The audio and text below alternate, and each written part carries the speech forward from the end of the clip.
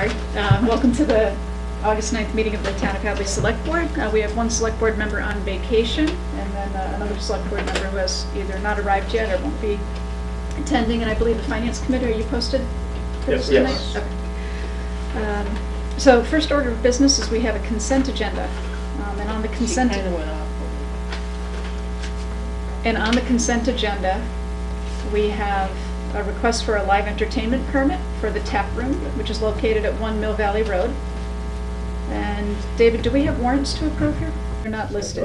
Yes, there'll be 2 warrants right here. Okay, and then 2 warrants for approval as well. So on the live entertainment license, Chief Spanknagel is still on vacation. He'll review this tomorrow. So if you choose to approve it, it would be per any order of conditions imposed by the fire chief. How about does the police have to have anything to do with this? Yeah, they've signed off on it. Okay. So building inspector signed off, Yeah. please. So it's just the fire chief. Right. All right, so I will make a motion to accept the application for live entertainment with the provision that it needs to be signed off by the fire chief. Okay, so second? Well, before I second that, I Sure. want to make sure all our ducks in order. Have we did the process for prorating that license to discuss that yet? Yes, so we all discussed that at the last time. Jennifer being on vacation, we haven't. So we haven't got it done yet? We haven't done it, Okay. but they're not open for business yet. That's fine. So we have- And what about the other portion of not having food? You wanted a separate license that we were going to Right, have so- to decide on? So we issue a separate license called a common vicular license, and so in this case, we simply didn't issue it because there's no food, and it doesn't apply. But we never did take a vote on that, did we? Yes, you did. We did vote to approve it, to change the license to a, Yeah. No, you didn't change the license. You did. We voted to prorate. oh, prorating, but I'm Yes. referring, he was requesting a change in the license. Yeah, we He did didn't. not. We didn't do that Right, yet. 'cause We're that- still working on that. Right, there was a question as to categorization, Mhm. and there was a request to create a whole new category. Right. Which we only have adopted what the state has, right, Mhm. for licensing categories? No, the state changed the license category, so formally we're in collinear with them, but then they changed their categories, and Right. so we haven't changed that. We have not changed ours to coincide Yeah. with that, so that's a separate. That's a separate. That'll come back at another date, in other words. Okay, fine. Okay. Second. Okay, so motion made and seconded to approve, subject to conditions with the fire chief signing off. All in favor? Aye. Aye. Okay. All right, public comment. So we do have time this evening for public comment. Is anybody here for public comment? No, looks like it's all official business out in the audience tonight. The only thing I would like to do is just, and I forgot my phone at home, which would allow me to access my email very quickly, so I don't actually have the printout with me, unless, this is the, yes, okay. We had a request from a citizen who did want to acknowledge that they had sent a letter indicating that they had an interaction with one of our dispatchers, Henry By, and that they were dealing with an erratic driver driving on River Drive. And apparently it was a little bit of a dicey situation, and they wanted to make sure that we were well aware of the fact that Dispatcher By displayed very professional conduct in a very difficult situation. And he was quite knowledgeable, and they wanted him to be publicly acknowledged for his good work. So, right. Something nice can change. It happens often now occasionally. Okay. So then the appointment we do have this evening is with the Finance Committee. And I think a couple of things that we agreed last meeting to talk about. The first, the 4 warrant articles for August 29th, and then also some planning in advance of October 5th. So, David, where do we want to start there? Well, for the August 29th one, we have a draft warrant with 4 articles. We have, I guess we were working all day long on the issue of the library and the actual funding and what we needed to raise on Article 4. And Linda has been doing many, many hours of work on all the borrowing's affordable. And so I think the first thing we ought to do is we should talk about the big picture, and then we can focus in on some of the work that we need to do with the warrant. Okay, so in terms of big picture, do we want to bring everybody up to speed on what we're talking about for numbers first? Yeah, so Finance Committee, we gave you a copy of all this in the mailbox. It doesn't look like you picked it up, so as soon as I can log in, I'm going to go down. Let me do that right now. And if you want to talk a little bit about where we've come from and where we are.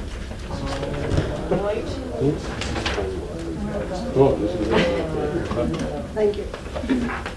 And Linda, just so you know, we're working on only one microphone this evening, so it may be a little bit difficult for folks to hear. So I guess for anybody. Which microphone?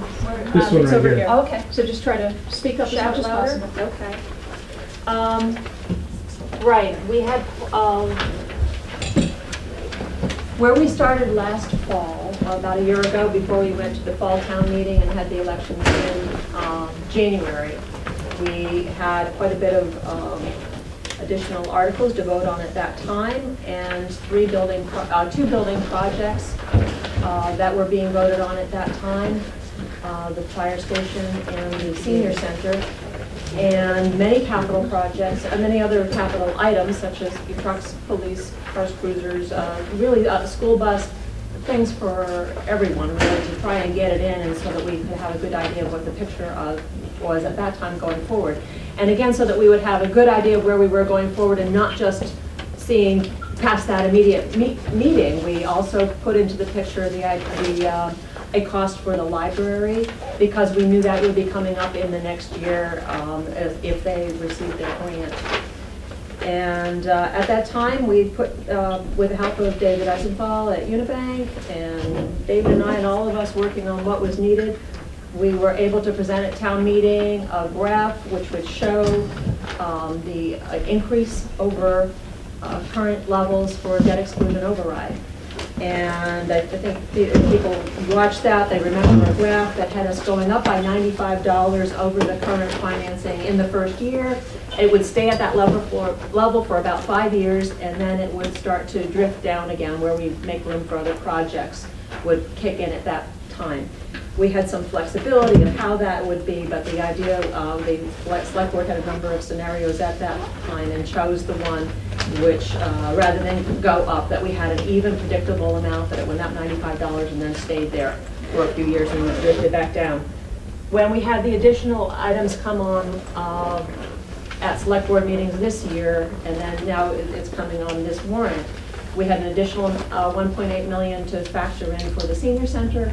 We had an additional amount to factor in for the library once we had the grant, and once we squared away what the figures were, so we knew exactly what it was that we were looking at. I don't think that building cost ever went up. We just really didn't have the figures lined up the way we wanted them to be, and additional amount that the fire substation was looking for, and the purchase of the land. So those were a lot of things to factor in, and you don't get all those additional items without a cost. And so we have been working back and forth, and it does take time. I think, you know, I certainly showed some resistance when the meeting was first being scheduled. This takes time to get these numbers together, and even when we've got professional help out with David Eisenthal, and we've had a lot of back and forth. It's taken a while to get all the building committees together and for them to all understand their own numbers, and then for us to put it into a timeline so that we know what projects came online, because we certainly didn't want to borrow early for a project, and nor did we want to be late for it. And amazingly, given the guidance that we provided to David Eisenthal again, which was, we're kind of on that $95 increase figure. And knowing that you were possibly looking at other items in the future, possibly an operational override, he was able to do a new borrowing schedule that stayed within the $95 increase. It does sound unbelievable, but if you look at the graphs, you'll understand that what we did before was had a decrease over time, making more room. But if the interest is of the select board to not go above $95, what it means then, of course, as when you finance your house or cars or anything, you do it over time, you add more in. If you do it over time, you have more time to pay the same amount, you have more interest, but it makes your, you can accommodate the loan easier in the short run. If that's the way we want to do it, then he does have a graph for us that shows that same increase of $95. It just doesn't come down for a while. It stays right up there.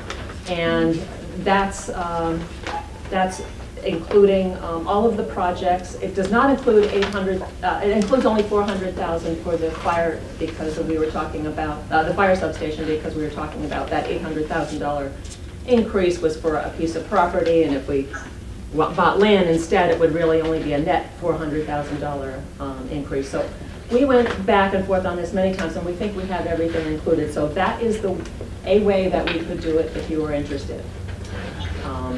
So essentially, they're extending the time of the loan? Yes. It's like taking a 30-year Yes. mortgage instead of a 10. And it's staying right up there, so yeah. Over a much longer period of time. But that's Valerie, how you have a we question? could do it. Yes, does that 95 figure include investing in the senior center? Yes. Yes. Okay, great, thank you. It includes the projects at their current requested levels. Okay, thank you. Okay? I just have one question on this, Linda. Did you speak about if we put the sub-fire station on hold, how it would affect the whole picture? Would we have additional money to fund the personnel in the center station? Right. Right. Well, starting over a week ago, it honestly took until this morning to get the first scenario, which is everything is in. And he's aware that we're going to be calling in the next couple of days for some a follow-up, some requests such as that. I didn't think it was my place to start pulling things out. You know, that's really select board's call as to what it is that you want into the calculations. And now that we have our framework, that is something that he's aware that we may be asking if something comes out altogether. And I will tell you what it will do now that we know that the whole thing can fit in with that $95 increase. The difference with anything else that you take out would be how quickly that number falls off after a few years. So it won't result in the first year or second year impact going up or down. It will be a matter of how long it stays at that level before the debt and interest payments for the town start to fall off. But that 95 doesn't include any extra money to do other things, just the 4 articles you're looking at. Correct. Okay. Okay. Any questions for Linda on that analysis, or any comments? Thank you. Yeah, thank you very much. Yeah, any thoughts too? So we had already talked, knowing that there was some discussion last time that Donald had brought up about the possibility of just putting a deferment, if you will, and taking the North Hadley substation out of the mix, but leaving the land in.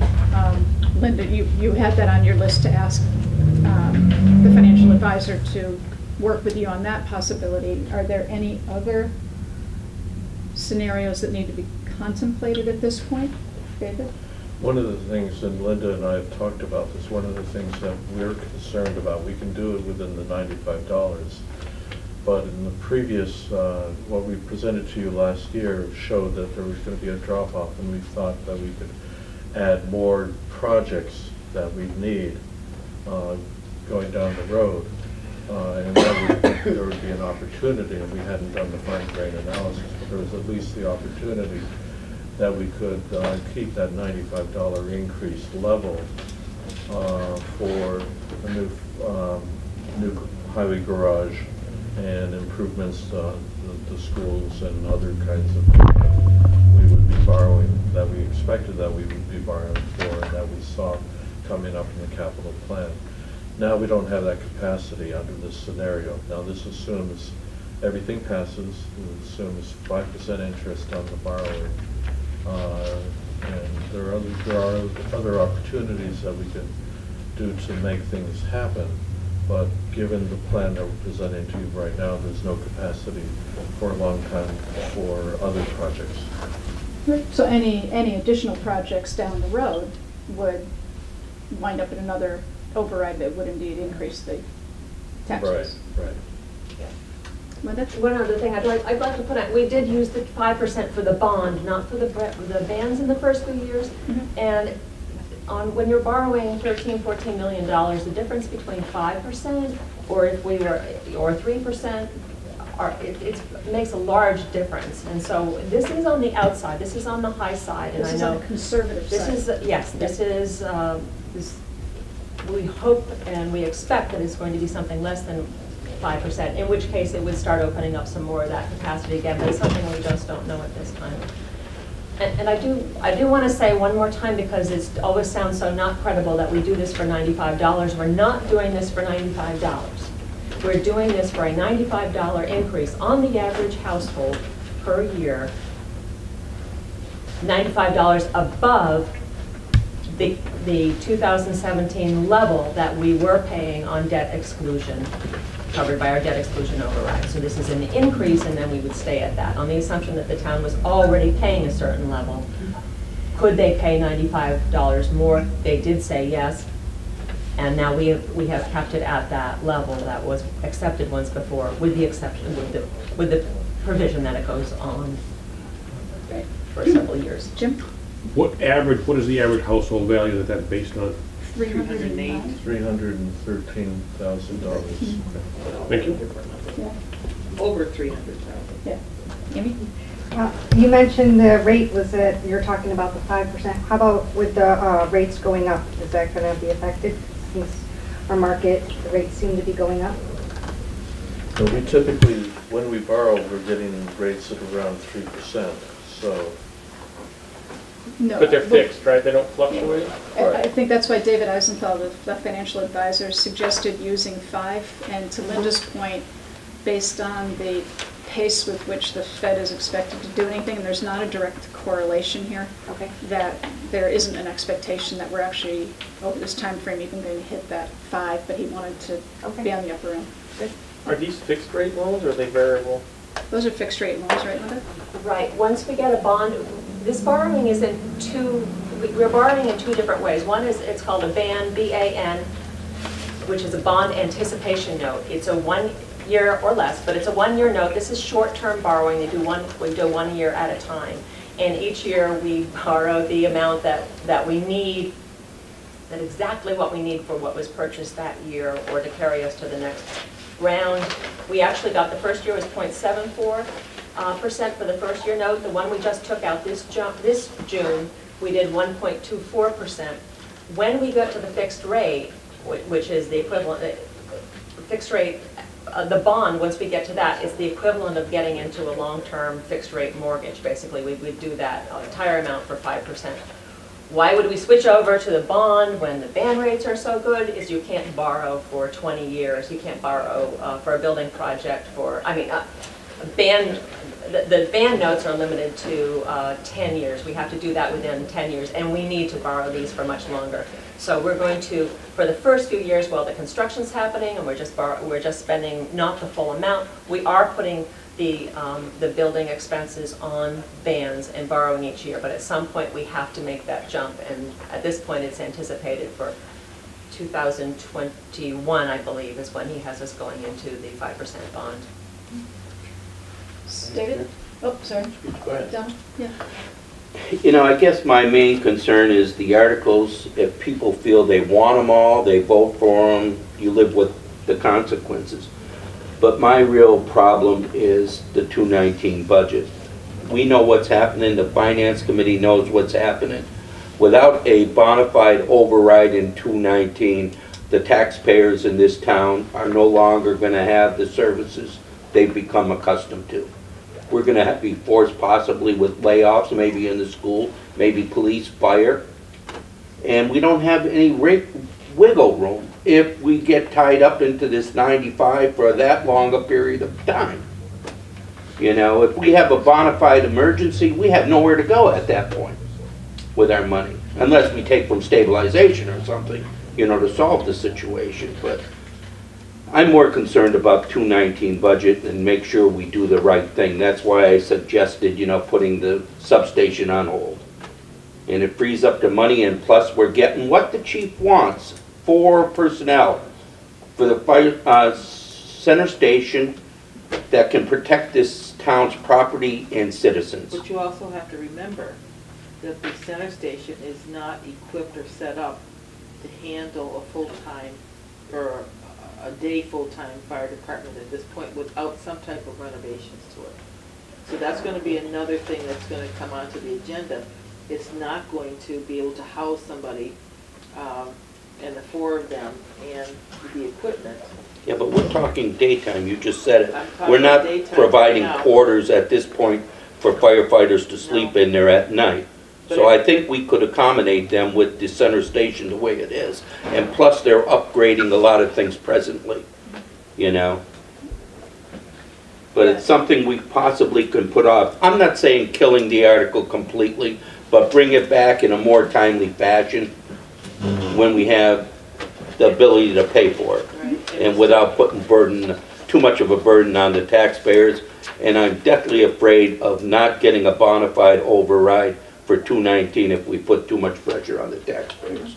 Well, I think we definitely want to hear from the chief when he returns from Just gonna say vacation to that. have this, conversation. Well, that all came about, he put all his eggs in one basket for the SAFER grant. And he thought, we all thought we were going to get it, and then we didn't get it. Right. But that was his first choice, was to have personnel, not to have the substation. Yeah. And he's You know, we really- went along because we thought we were going to have the SAFER grant, and we needed to upgrade the substation in the northern section of town. But things have changed rapidly since then, and I just feel we really have to visit that area again. Well, that's one of the things that you have to look at when you're applying for grants. And it came out with the SAFER grant, but it's also been known for other grants that we've applied for, is that they consider us a rich community.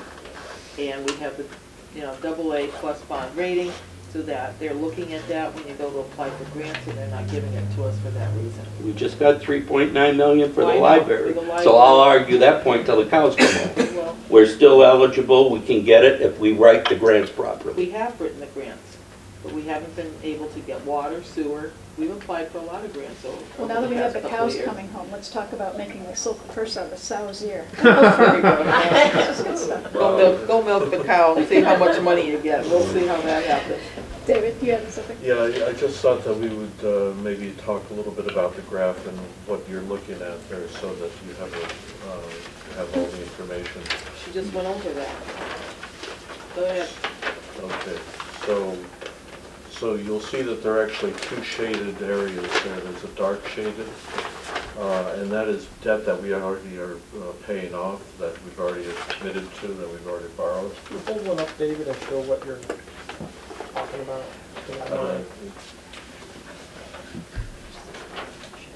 Drew, can you see this? Mm-hmm. Thank you very much. So you see this shaded part right here, this is debt that we've already committed to, and this is our pay down period. And as you can see, it steeply drops off in a number of places, and that's going to have an impact upon taxes. People are going to pay less tax as we retire this debt. That in the short term feels good, but in the long term, we know that we have needs that we need to address, and borrowing is the way to do that. We don't want to be in a situation where the taxes go down and then we have to bring them back up again, because people love it when it goes down, but they don't like it when it goes up. So if we can keep it as even as possible, that is the choice that the Select Board made last October. The additional debt is the debt that we're talking about here, the buildings, the cost adjustments for the senior center and the fire substation, as well as the library. So that's what we're talking about. This is new borrowing that we have not committed ourselves to. There's actually an interim level, because the dark one is what was committed to before last fall's town meeting. And Now, as you're speaking now, I realize we don't really have a differentiation in there between what we committed to again through January. So actually, having a third shade is something maybe we can work on. Okay. I think that'd be very helpful Right. to explain it, and then people can see the debt extending longer. Yeah. I guess that leads me to another question with Mr. Eisenthal. He's created a situation that we can do, but did he tell you it's a good thing to do, or we maybe shouldn't do it? Did he commit himself? Not really his role. No. You know, and nor is it mine. I mean, so, I mean, this is a select board. We show you what it would look like if this happens. You've put together a warrant with all of these items on it, and I work with him to show how it could be financed. He would certainly not make that. But there could be an adverse effect to doing this Yeah. 95 for that length of time. And I think that what David said is the adverse effect, that what happens, that is whether, what else comes along. What's not factored in here is the capital plan, other items being requested, and I haven't seen that either, but those items are not in here. Right. We're just talking about What's on the table articles. so far. Right. We have people that are discussing this on a daily basis, and they can't give us the answers. How do we expect the taxpayers to understand this? Okay. You know, it's impossible. for Well, them. sometime between now and August 29th, the Select Board and the Finance Committee will need to make recommendations.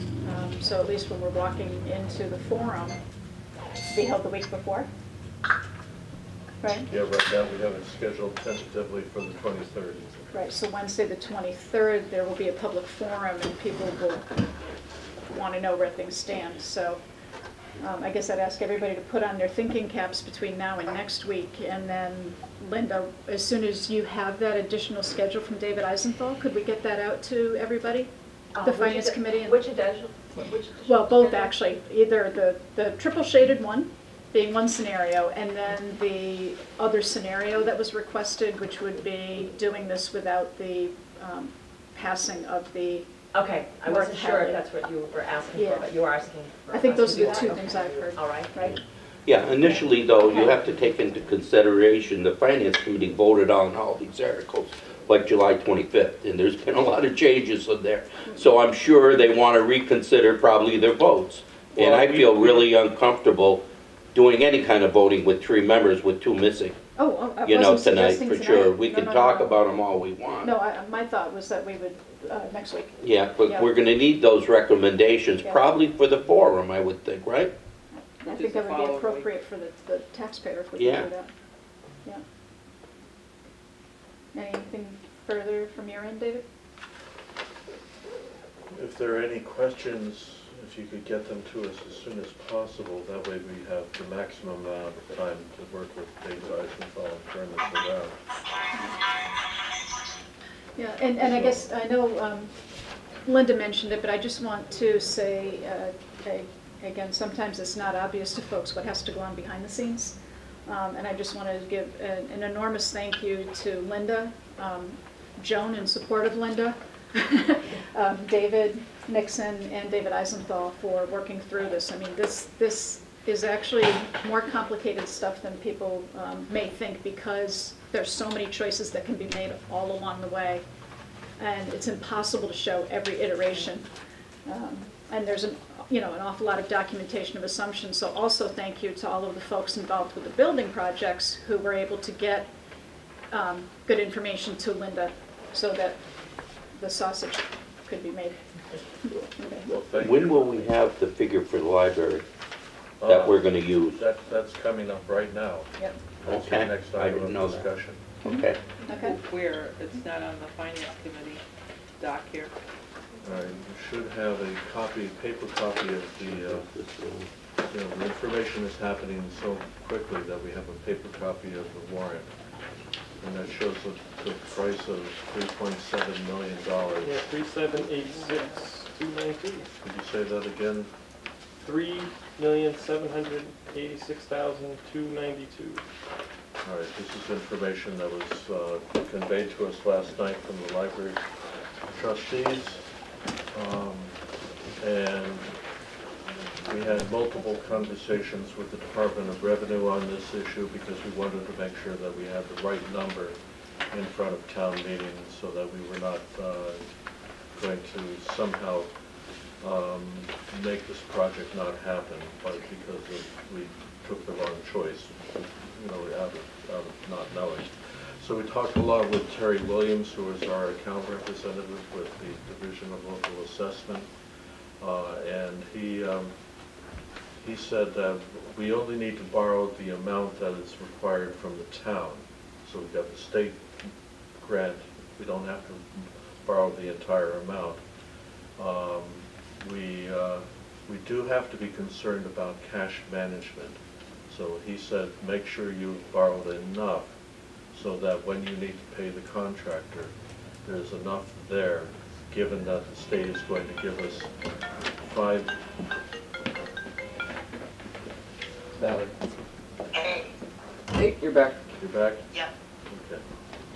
So the state is giving us $3.9 million, give or take. They're going to be giving that out over a 5-year period in 20% increments. So do we have enough cash on hand in year 4 when construction is expected to carry the project forward? That was what Terry Williams was making sure that we understood, that we would have to pay attention to that. That meeting that we had last Thursday when we actually mapped out the projects and the cash flow was very helpful. We were able to figure out that there is going to be a time in year 3 or 4 when we're going to have less cash on hand from the state and less cash on hand from the borrowing in order to cover the project costs. But we can borrow in anticipation of grant receipts for a 2-year period or even a 5-year period. So I think we're good with this number. I think that was a concern of the library trustees, so that we had the right number in front of the taxpayers. And I think the 3.7 million is the right number, given that we can borrow in anticipation of receipts from the grant. Okay. So in actuality, it's about 887,000 over the amount we had plugged in for 2.9 originally. Sounds right, yeah. Yeah. Do the trustees have any questions or any comments? You were at the meeting last night. You may be able to provide additional information. So the only additional information that we might offer is that this $3,700,000 and change really represents the total cost of the project, which includes everything, not just the construction, the furniture, every single thing, which we estimated out, including contingency, including if this takes us 5 years to do it, so that all the escalation is built in. So that's really the maximum that this project should cost us under any scenario, minus the 3.9 million that we got for the grant, minus the 280,000 that we already have because we already own the land, and then the anticipated $300,000 in fundraising. So that this would be the balance for the town. So it will be less than 50% of the total cost of the project. Okay. And again, you're trying to err on the side of caution. Yes. And yes. It would be a wonderful day if the project goes through and you turn around and say to the taxpayers, here's what's left, we never spent it. That's right? Correct. Yeah. That's correct. Or I should say, Linda would say that to the taxpayers. Yeah. And I think we should just confirm too, if the cost of the project goes down, that saves the town money, but the state grant stays at the level they awarded it Correct. at. So the Oh, state won't. Good to know. Correct. Okay. Yes. And it also includes all the landscaping too, around the building. Right. A complete Yeah, project done. Does the state have a date when you have to start this project by to begin making it shovel ready? Can't do anything until we get the money. So we have things that we can do that we're sort of actually required to do before any shovels can go into the ground. Anyway, they have very clear milestones for us in order to receive each 20% of the grant. So really the first 2 years, you might even consider it prep work before we even have to begin shoveling. Our first milestone is that by this January 2018, we have to have an approval from the town for this, $3,700,000. That's our first milestone. So once we meet that, we've sort of met the first requirement for I receiving guess what I'm grants. getting to, it's going to become a problem with displacement and personnel from that building, the Council on Aging, Planning Board, Hadley Media, Park and Rec. So is there ample time to build the senior center before we demolish the building? If we That's look my at- question, I guess. Yeah, so when we look at the time frame that the seniors have laid out, the answer would be yes. Obviously, everything is an unknown, and if they run into issues building theirs, then we have to go back to the MBLC and explain why our project is behind. But it's our understanding, talking with them, that they're less concerned when things like that happen than when things like the town not approving this, or there becomes some sort of fatal flaw with your site where you have to find another site.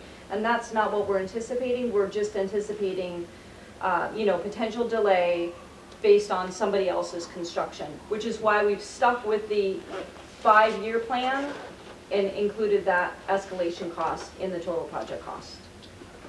Again, we're trying to be conservative for exactly that reason that you mentioned. All right, so I'm just trying to follow the agenda that the Finance Committee put together, and then it kind of dovetails with some of our own agenda items for Select Board as well. So at this point, are we complete with the review of the August 29th articles? I think we were going to, we did want to revote on that, but one of the reasons why we wanted to was to include Valerie. Right. So that's why she called in. I don't know if she would be available again, us all be available again before this was needed. When is the last date that we can vote?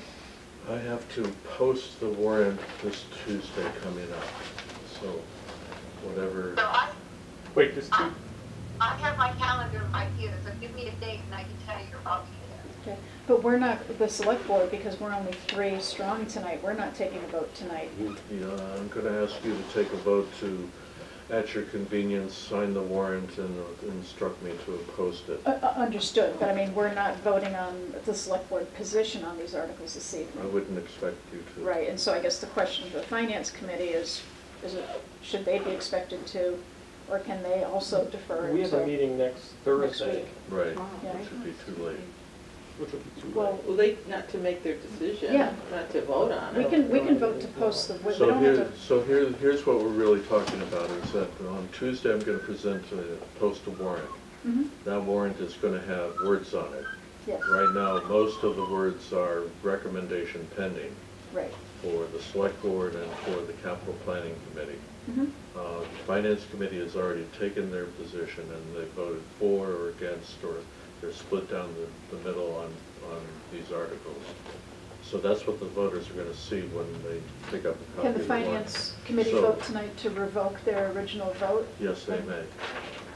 And So- put it into pending status? So I talked to Jerry Devine, and he's comfortable with the Capital Planning Committee making their recommendation from the floor. Yeah. And the Select Board can do the same if you wish. It's just a matter of what do you want the voters to see. So basically, you're saying we vote tonight or we don't have a chance to vote? Well, you do. They It's can- just They that. can announce it, the moderator can announce Right. it at the meeting that night, that you voted such and such, and we voted such and such. It doesn't, we left We've it done that in blank the past. before, that's nothing new. Yeah. It's something that we've been trying to move away from because people weren't happy with it. I mean, people want to know where things stand. We can tell them at But, the meeting. you know, this is a very unusual set of circumstances, to say Yeah. the least, so that may be the best we can do. I'm away Friday, Saturday, Sunday, Monday this weekend. So it's sort of like we vote tonight, tomorrow, or Tuesday. Can't do it tomorrow. Can we just vote tonight, just us? Yep. Do the tonight? Yeah. Well, we're talking about, again, so we're talking about getting this printed, right? Obviously, before the town meeting happens, we can still have a vote or even change our minds. So I can print your vote on Tuesday morning and then hand it over to Jessica to post. So that's doable. Okay. So if you want to go ahead and vote, by all means. Well, we don't have to, and we can wait. The moderator can announce it on the floor. Right. I would actually be in favor of revoking, as Molly suggested, so that it's not just the finance committee sitting on there and then no recommendations from capital Right, planning you or can say select it's board. pending. Right. Right. And then I think that we could all I agree maybe shoot with for that. the public forum as a good deadline to have votes in order. If we can, we can, Right. but that'd be a really good opportunity. I think that would be ideal, yeah. Okay. It's your vote. Well, you want to make a motion to do that? Is she still with us? Yeah. I don't understand what just got considered. So the Finance Committee already took a vote, but there's going to be a motion to revoke that vote to change it back to pending. And we're going to have more discussion and vote on it later, hopefully before the public forum. Okay, perfect, thank you. Yep. Will she be back for the public forum? Yeah, when, I'll be back late Sunday. Oh, okay, so she'll be Okay. here. Should be good. so I'll make a motion to revoke the Finance Committee's former recommendations to change it back to pending. Okay, second. All in favor? Aye. Aye. All right, we're all, the ayes have it. Okay, thank you very much for We are clarification. all pending. Now, yeah, we're all back to pending. So Dave, when did we take, so on what time will we revote? When are we next scheduled for? Your next scheduled meeting is next Thursday. Not tomorrow, but Next Thursday is when we're next scheduled for. Actually, Valerie. you're scheduled for a tri-board on the 16th. Tri-board is the 16th, which is next Wednesday. Finance Committee alone is the 17th. Okay, very good. So are we going to vote on the 17th or the 16th as the finance committee? The 17th, but we could do it at. The 17th works for me, that would be great. Okay. Okay. okay, vote on the 17th. Okay. Okay. Yeah. I won't be here on this.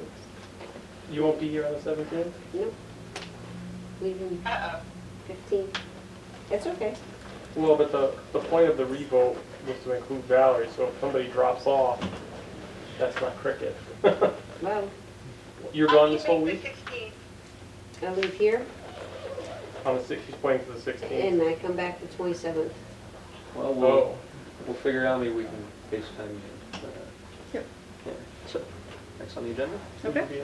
So next on the agenda, we have the review of special town meeting October 5th articles. Moving on. What are we doing? So, Yeah, so talking about the 5th more broadly, mhm. what would be ideal, and I don't think we'll be nearly ready, but what would be ideal is if we had a general sense of the total amount for an override that we might be asking for going into the 29th, right? Because to Donald's concern, if we're worried about 19, if we're asking for a huge amount for 4 warrant articles on the 29th, and we don't even know what we're going to be asking for come October, that's not going to come across very well. I mean, the more information we can give the voters sooner about, we know we're asking for a lot for these capital items, Mhm. and looking ahead, here's tentatively what we're going to be asking for operating. That's good for the voters to hear and see that we have a game plan that we, are thinking down the line, and for them to start wrapping their heads around it. Now, whether we can put that together fast enough. Well, and so with that in mind, maybe the best starting point would be at the last meeting, we had some conversation just about mechanics. So just forget the numbers for a moment and talk about the mechanics. And I know, David, you met with some of the members of the financial management team at Town Hall and kind of tossed around some ideas. Do you want to update everyone? Yeah, so one of the things that we're looking very closely at is for the October town meeting, a contingency override. So we vote a number for a department that is within our Proposition 2.5 limits. But then we also vote another number which is higher and exceeds the levy limit, but it's contingent. So when the voters go to the ballot, they see a question, shall we vote X number of dollars in excess of the levy capacity for this particular department for this purpose? Yes or no? And if the noes have it, then the original appropriation at the lower amount within the budget applies. And that is probably your most efficient way of addressing this concern about making sure that you've enhanced public safety without taking money from other departments, or having to go back and try to fix the budget again prior to the setting the tax rate, which would require another town meeting.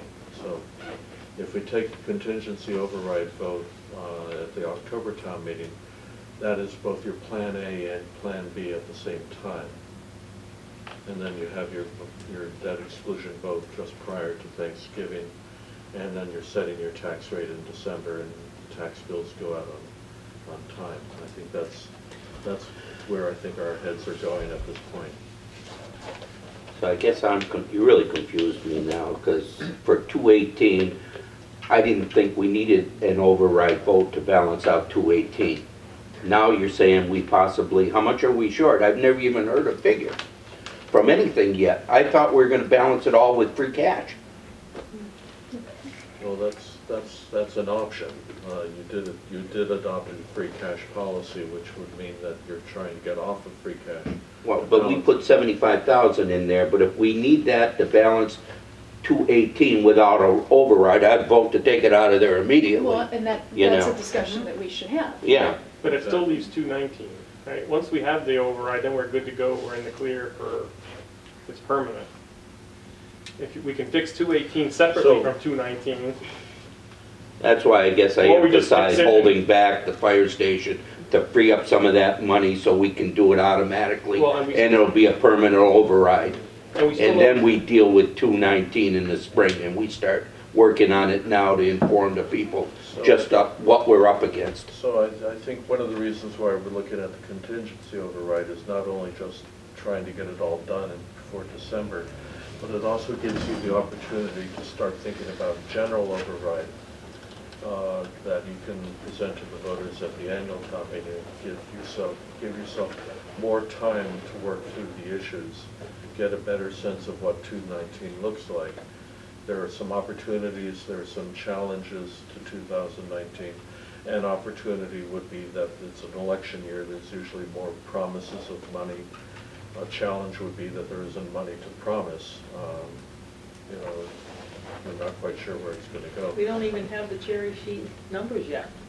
That hasn't even come in yet for the October 5th meeting.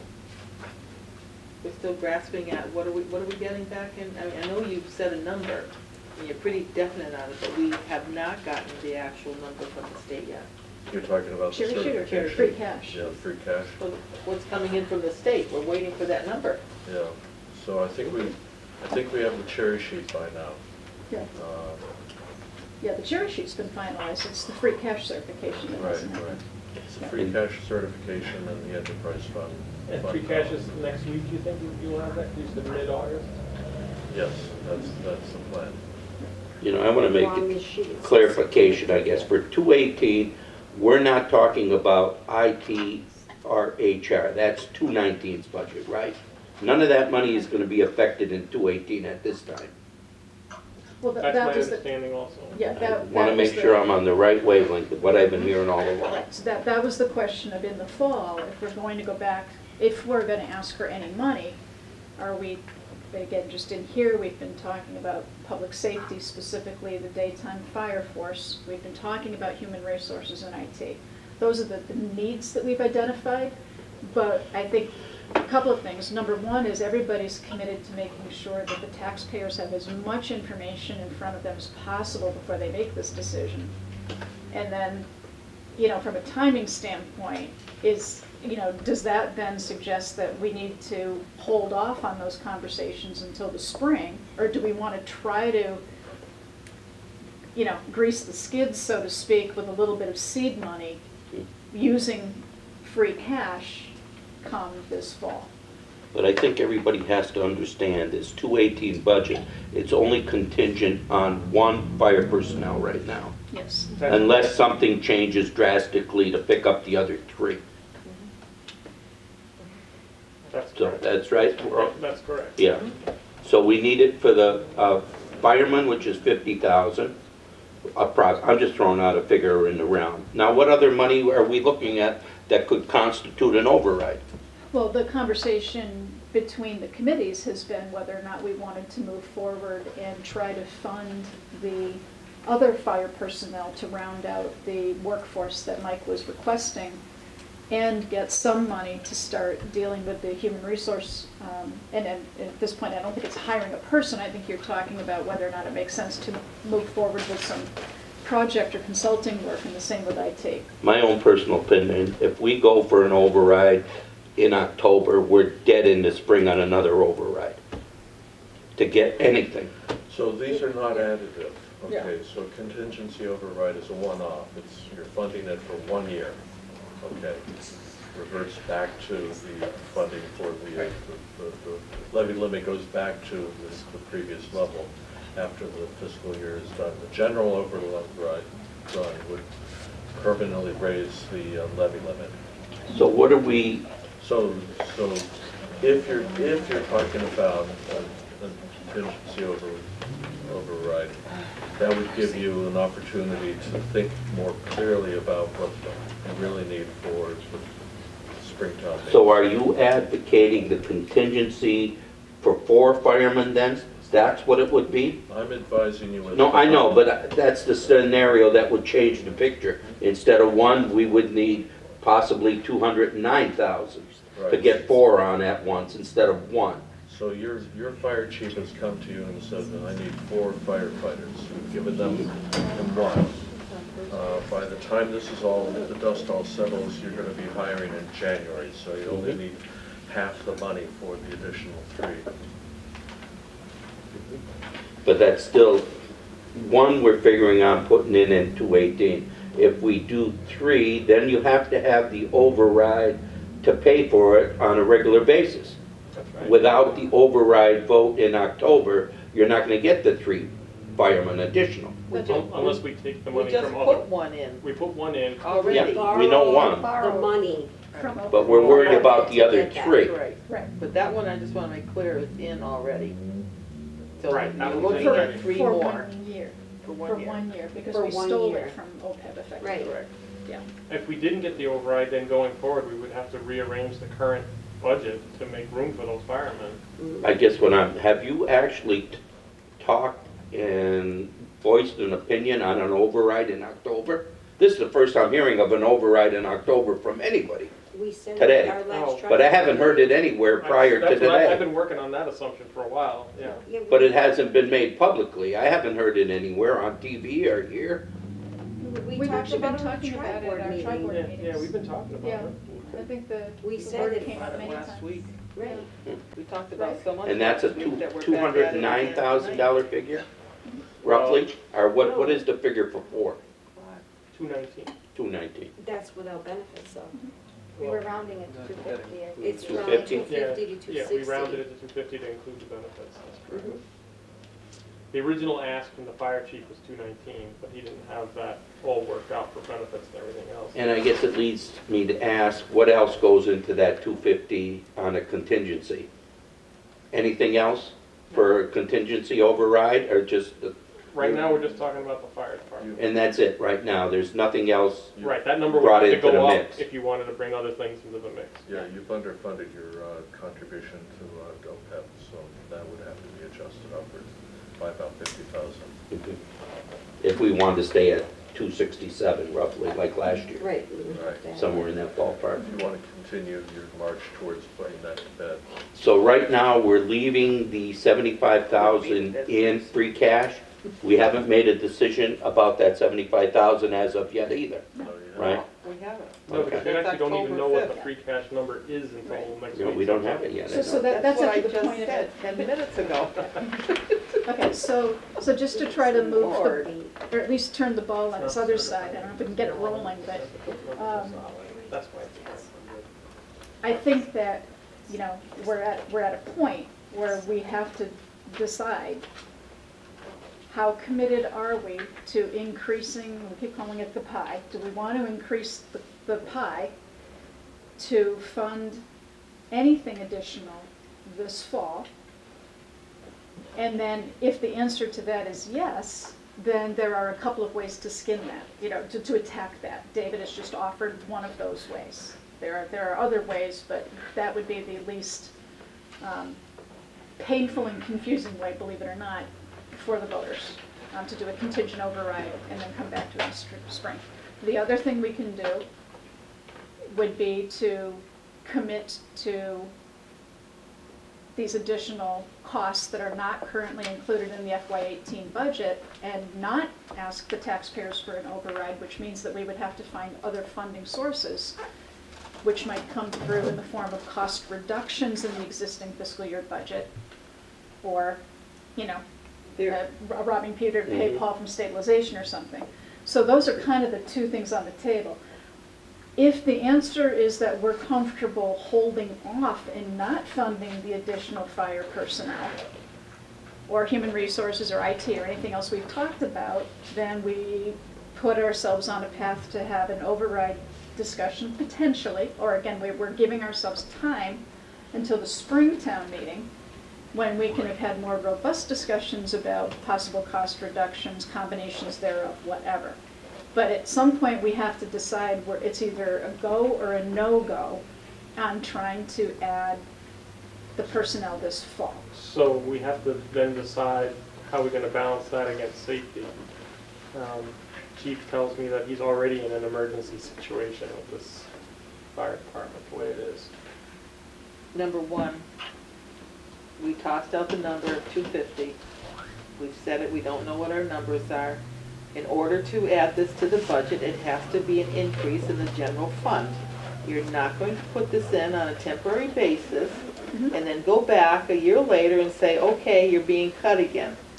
So no, there's no money in the budget, so let's take away 2 firefighters. Well, but we wouldn't take away 2 firefighters. We would find How do you know you're not going to? No, because we wouldn't do that. Essential. They're essential. We would take it away from non-essential. I mean, and again, What's not essential that we've got? We've got a budget right now. Just be careful. It's a recommendation that would be coming. It's town meeting that decides. Right. Right. But we discuss other options at tri-board meeting, and we're still in the nobody discussion wants of it. to discuss any. Well, we're in the, if we could move on to another subject here, there's one on the agenda here for tonight. Well, let's go to it. Once we get through August 29th to the initial meeting, then we're going to have direction going into October. But I like Gabe's idea, setting some time aside at that October meeting to inform the people what the situation's going to be in the 219 budget. We've got a good listening audience there. It's a good time to whet their appetite, to let them know that maybe a bona fide override may be coming in 219. You know? Okay, so nobody's ready to say, yes, we definitely want to be looking at fire personnel in the fall. We're going to put that on hold and we're going to keep going with the agenda. Is that what I'm hearing? I don't think that should be put on hold. No. I think that needs, I thought the select board as well as the finance committee were committed to safety in this town. He came, you know, the chief came to us and stressed the importance of what he needs. And now we're just keep talking about it and can't find the funding, or nobody wants to look further for the funding. Well, we So we just drop the ball. It needs to get done. One of the things that we haven't done with the 250 is to tell the taxpayers how much it's going to add to the general increase, which is going to be a permanent fix on their taxes. We talked about it in Okay, our but- finance committee. I know. They So came what up is the with, price for I think 250? it was What's going to be added? 116. How much? Another 116, did we say? Where's, is Dan in the room? Is he Dan? No, I thought that was for like a $500,000. We were throwing out a $500,000 override. Yeah, that wasn't, that's not half We a million. discussed option A, option B. Remember, we like the A's and the B's, 2 options. Didn't we discuss it? Yeah, option A was that the town would vote for an override, and option B was that we would rearrange the town budget and non-essential services would go in favor of essential services. You know, regardless, we've got to get the meeting posted for August 16th, you said? Yes. So that's the most important thing. Maybe on our next selectmen's meeting, we can all begin to get the information back. Linda will have some answers from us, from our business consultant, and then we can make some bona fide decisions. We can't have anything else on that agenda. It's got to be just plain and simple discussion on this and not having to move on. We have people here that are waiting to do their evaluations. we're trying to ram this all into this one meeting. I said the last week, I said we gotta have one meeting dedicated to this alone, instead of trying to add every other thing onto the schedule. You can't do it all in one night when there's still so much discussion to be had, and you still have put other things on the agenda. We can So, leave in 2 hours. you wanna come back again? Yours is more important than what we It's all important. It's but all It's prioritizing of, And I think the discussion at last week's meeting was that the reason that we posted a dual meeting was specifically for this. to have this discussion tonight.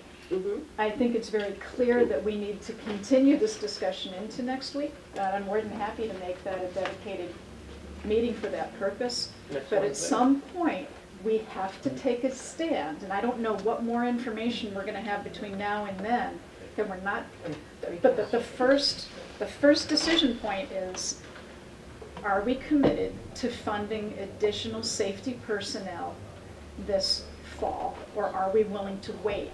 I'm not willing to wait. That's a I would yes be or a on that no, meeting. and then how that gets funded is a total separate discussion.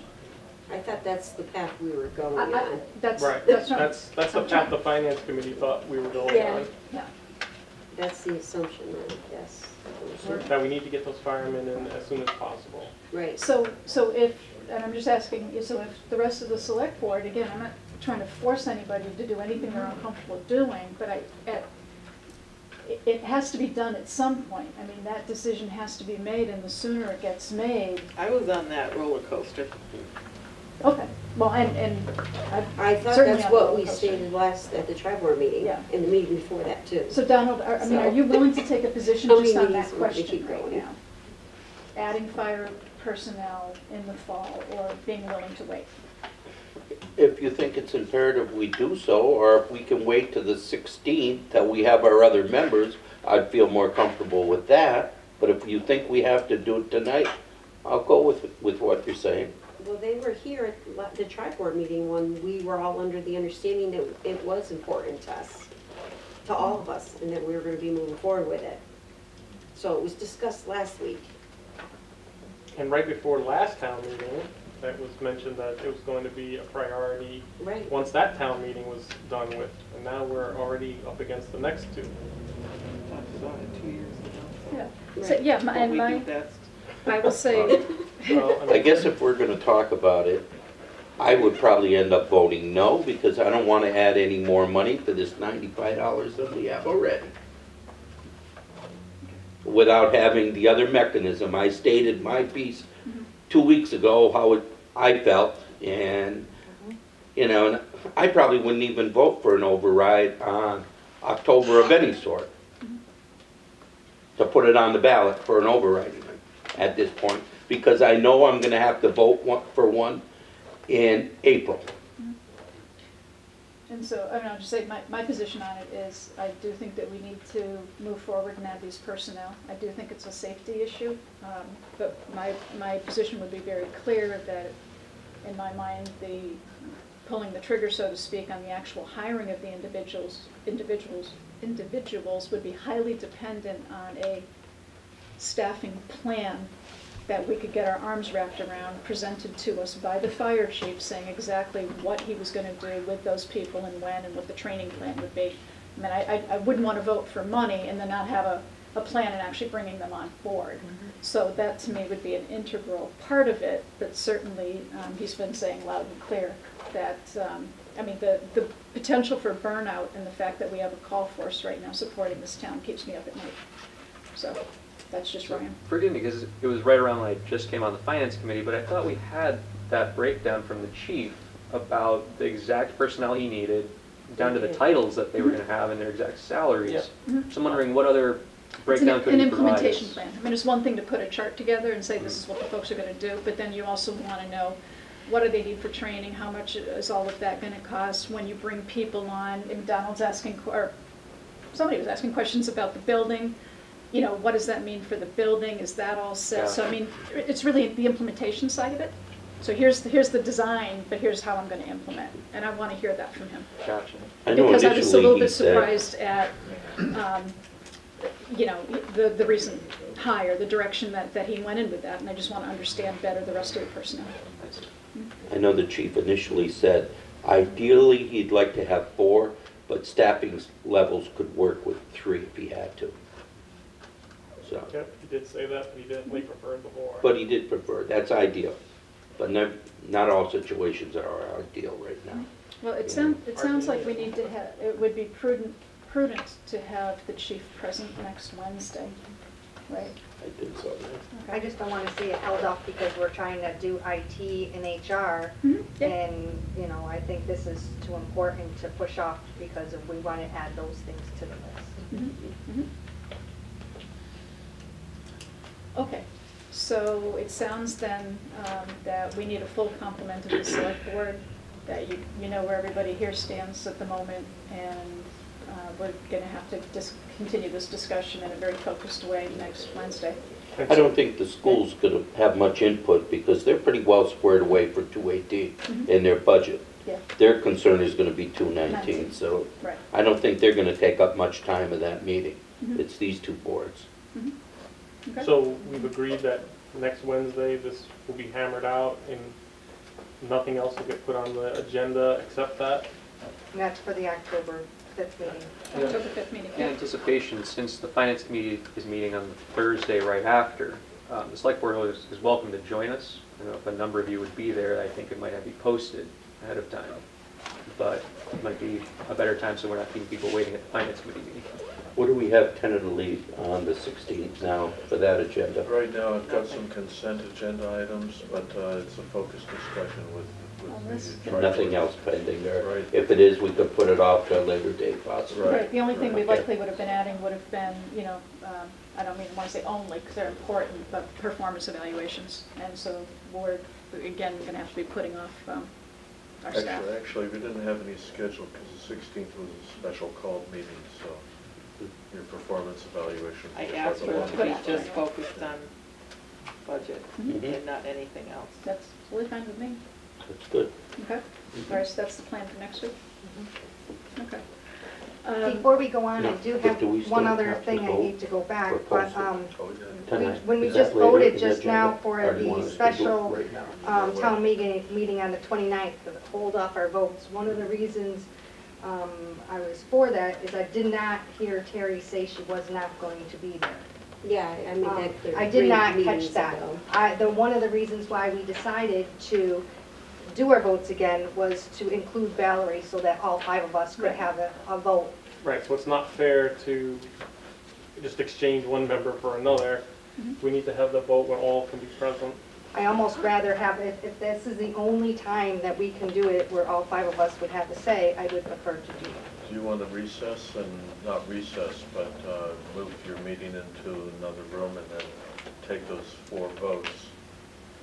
Sure. And then come back Yeah, and we can do report that. it? Absolutely. Okay. Yes. All right, and so David's I think I office is can, open. Okay, great. Madam Thank you. Chair, in the Yes, meantime, yes. can we vote for the posting, the 3 of us, and get that out of the way? yeah, I was going to say, well, we can take off some of these other things. Right, Okay. so we'll go and come back. Right, Just for that vote. Right. Yeah. yeah, It won't- right, because some of the other items, you guys want to be present. Done. Sure, thank you. Okay, Done for the night. okay. Cooked. All right, so David, you need us to vote on the warrant? Sign and post the August 29th special town meeting warrant?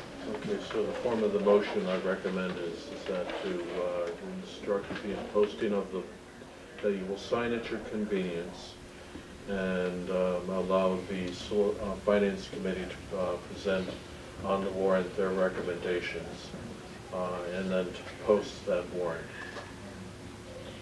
Okay. So moved. Second? And motion made and seconded, all in favor? Aye. Aye. Okay. So we got that out of the way, and Do then, you have something for us to sign now or later? No, We'll just wait. That's why you're signing it at your convenience. Okay. Those things are Just going too quickly. Our convenience before when? Tuesday. before Tuesday. Needed to say that. you want to jump to, I'm just, again, I think the Finance Committee wants to hear some, yeah. When is that a forum date? Yes, 23rd. 23rd, the Wednesday before. And that's just pending solidification of the venue, I believe. Right, I don't know if we have confirmation. What does the finance committee want to hear about? They're going to want to hear the discussion about part-time elected officials. So anyway, I can just move forward with some of these quickly. Water abatement request, I'm going to jump to that, 27 East Street. 405, that's right, that we need to make. Yeah, 405. I guess I have a question of whether or not the water department has gone out to the house to check. Yes, the meters working fine. So why is there such an increase? It's a rental property. So they are liable Water went through the meter. and there's no leaks or anything? I'm sorry, so I just want to make sure, so I have 27 East Street, but the paperwork is for 20 Valley View Drive. No, it's right here. That's a mailing address. Oh, mailing address, okay, thank you. Thank you, Joyce. I'm still awake. Yep. I'll make a motion to deny the abatement on this property. Second that motion. Okay, motion made and seconded, all in favor? Aye. Okay. Invitation to celebrate the town of Granby's 250th. David? So you're invited to celebrate by marching in the parade for Granby's 250th anniversary. That's going to be on June 18th, 2018. What kind of reply should I send? Okay. What's the Well- 18th on? Can we put Can it we out take it to under the, advisement? yeah, because maybe we could set up a contingent to go, Right. you know, Could, I fire think we should department and, reply that we're interested and we'll get back to them. Okay, Okay. that's good. all right. Is that fair? I don't Everybody think comfortable I'm- with that response? I don't think I'm busy June that day. 18th? June 18th? Of 2018. Yeah, it's a Monday. Is it? Yeah. That's cool. Does that seem right? Since you went, No. It doesn't probably seem be on right. a Sunday if anything. Probably the 7th. You want to check that I'm date? sorry, it says June 10th, Sunday, June 10th. Oh, 6, that's another Sunday. That's a Sunday.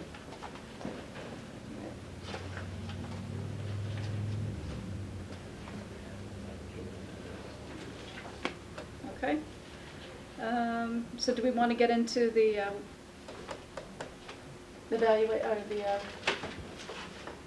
self-assessment while the finance committee is in recess? Is there anything else that they're going to, they need? Are we all done with other business? It was kind of mixed in with It was kind of, yeah. theirs. I think other than just an update on some of the other initiatives. And How about, they're how part about of the it. senior center? Do they have any update for tonight? You guys were just here for the articles, right? Oh, okay. Yeah. So Okay. you can cross that one's crossed Oh, out. right? David did have an update on the North Hadley land, right, the borings? So we had the 3 borings done on Monday and Tuesday. I had a conversation with the geologist this afternoon. It looks like all 3 borings revealed that the site stability for the property is just fine. So we got the results that we were looking for. Water table looks like it's about 30 feet below the ground. Okay. We're still talking about that. Joe Shun, I got the email from David to Right. try to set up a meeting. Any discussion on that? I don't have the emails for everybody. Yeah, and how soon do you need us to have a meeting for that? We're supposed to have it next. Yeah, I think we were, Next the week. select board were looking for some sort of recommendation from the committee. We did discuss at our last meeting that we held that everyone was in favor of purchasing that piece of property up there. Right, So that there was a vote on that. yeah. Do you need something more than that? The last I left off, you were waiting for the chief to come back from vacation and for the Well, right, but conversation. we with him had a about- vote on that piece of property when, at our very last meeting that we had of the fire substation. Well, I mean, I'm fine with that, it's just, you guys were the ones who said we wanted to meet We'll have to again. have another meeting just to appoint a new chairman Right, and then go from there. but it's not, But the chief has to be back because he's been working on all the minutes basically and Right. things of that I sort. think So there's some alternate siting plans Exactly. for the High Muskie property. Yeah. So I think he wanted you to review those. when is the chief expected to come back? He's actually back right now. He's going to be back in the office tomorrow morning. So if he comes in to see you, ask him if he could set up a date Okay. for the fire station subcommittee. Okay, I'll do that. That would be good, excellent. Okay. All right, well, just to keep things moving, since the Finance Committee is not back yet, just going to use an old rule of thumb, whoever lives the farthest and has the longest commute gets to go first. So Mike Mason wins. I was hoping the room would be a lot emptier. All right, so I know it's important, but I'll move fast because I know you have a lot of other things. Everything that I'll explain to you in my self-evaluation is on the town website for folks to read. I invite anybody to read it. If they have any questions, I'd be glad to meet with them or take phone calls or emails. But just to go over what you have in front of you is my last year's goals and objectives. And if you actually print it out, I assume that if it prints out in color, everything in red are my answers as to whether or not they were completed goals and objectives or they were not completed and why. So first one is our policies and procedures for police and communications. Those have all been revamped and are accredited level policies. Those are completed, but they are always ongoing. As you know, in law enforcement, any one lawsuit can change how we do things. Over the last 2 days, I've gotten 5 updated policies from the Mass Chiefs that total over 100 pages that we now have to go through and readjust our policies and adopt them. So you'll be seeing those come across your desk soon. My next goal and objective was review and create a list of attainable goals that were derived from the Hadley Police Department management study that was conducted 7 or so years ago. Hire 3 police positions, promote another supervisor, create an appropriate hierarchical structure, and create an investigatory position, school resource position, and traffic position. All of those were completed over the last year. Number 4 was to update our technology. Town meeting approved about $7,000 for the project. This has been completed as far as the room itself.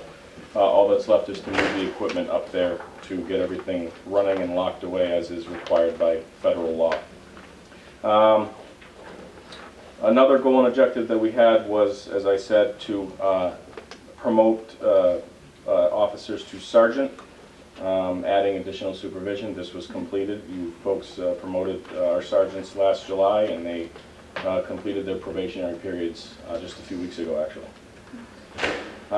Next one was to create a job description to attempt to remove the lieutenant position that currently exists within our structure from the union so that we could create a true second in command. This is something that the select board and myself and past chiefs have discussed many times in the past. This is considered a best practice to have a second in command that can handle disciplinary matters as well as union negotiations and things like that, who is not considered a member of a bargaining unit. The mechanics of this have been completed. I've been working with our Mass Chiefs Council to understand exactly how this is going to be done. There's a lot of paperwork that needs to go through lawyers' offices to make this happen, and possibly some impact bargaining. But the mechanics are completed. We simply need to get our officers out of the academy so that we can assess what the costs of this are going to be and see if we can afford it without all the discussion with budgets. We're going to try to afford it within our own budget somehow. Would you like, can we ask questions of Laura? Fire away. Yeah. Up to you. No, I was just wondering, like you just said, you'd work it out in your budget, so you would maybe like escalate up to a lieutenant and remove a sergeant or something? No. What the plan is, and I'll actually get to that, is we have been doing really well with the original plan of reducing the overtime. We've been cutting, the data shows that we've cut a substantial amount of money from that line item, the spending. What I would really like to do is do the same thing that we did when we hired our 3 additional officers and simply reposition some of that money to create this position without a burden on the taxpayer. Thank you.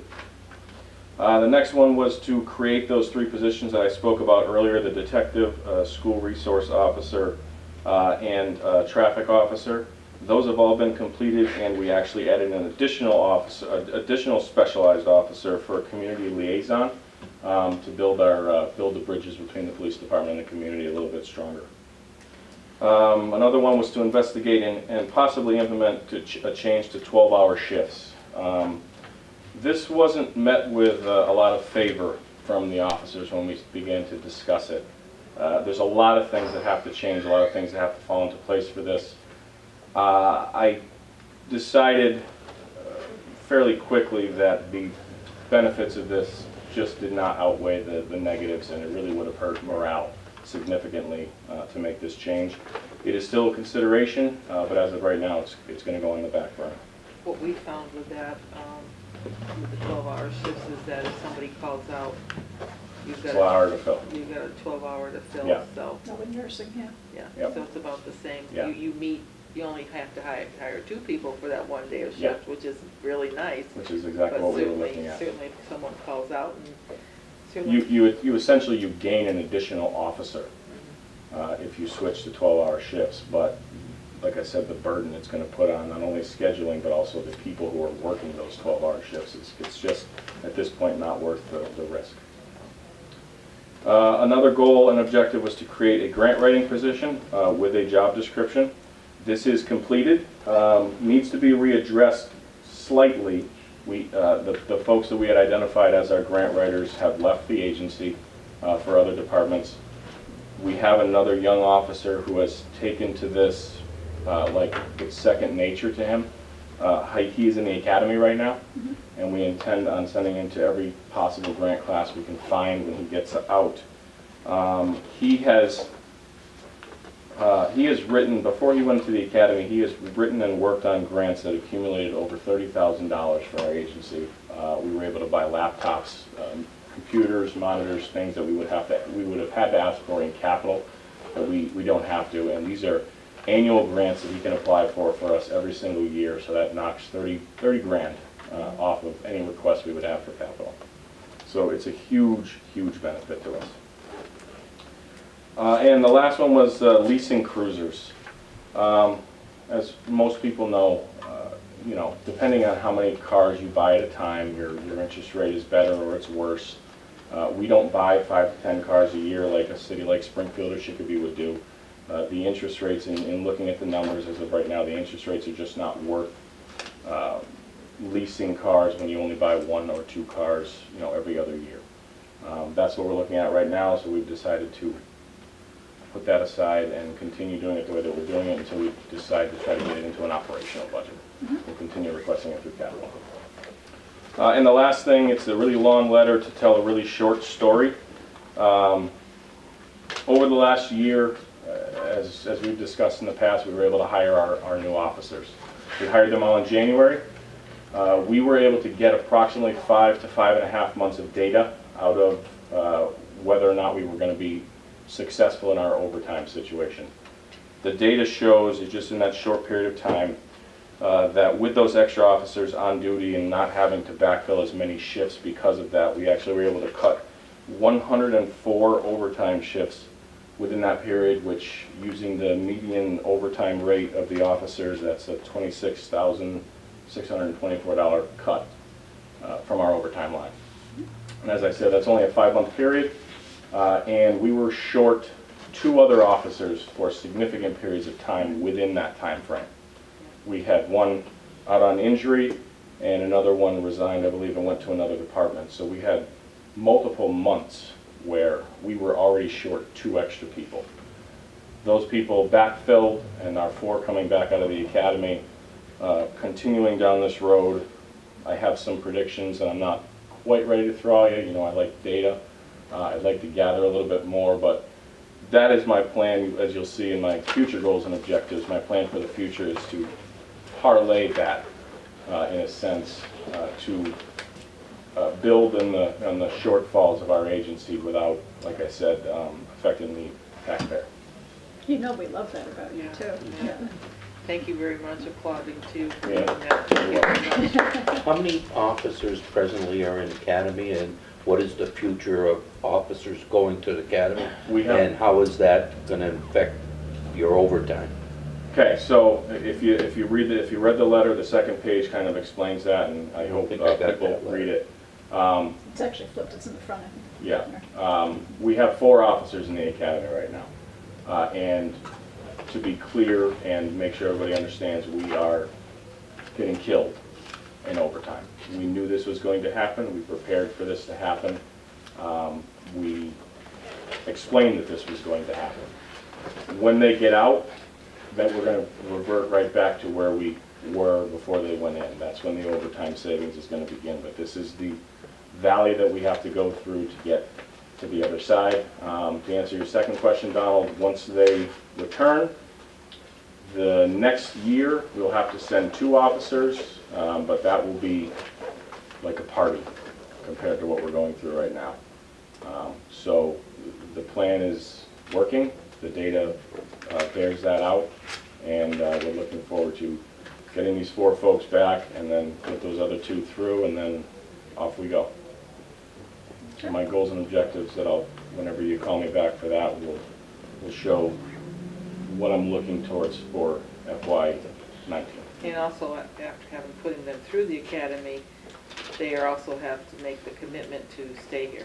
Correct. We have not only an agreement built into the union contract, but I have every officer sign a separate agreement between just themselves and the town, which would require them to stay here for 3 years, lest they pay back what it costs the town of Hadley to put them through the academy.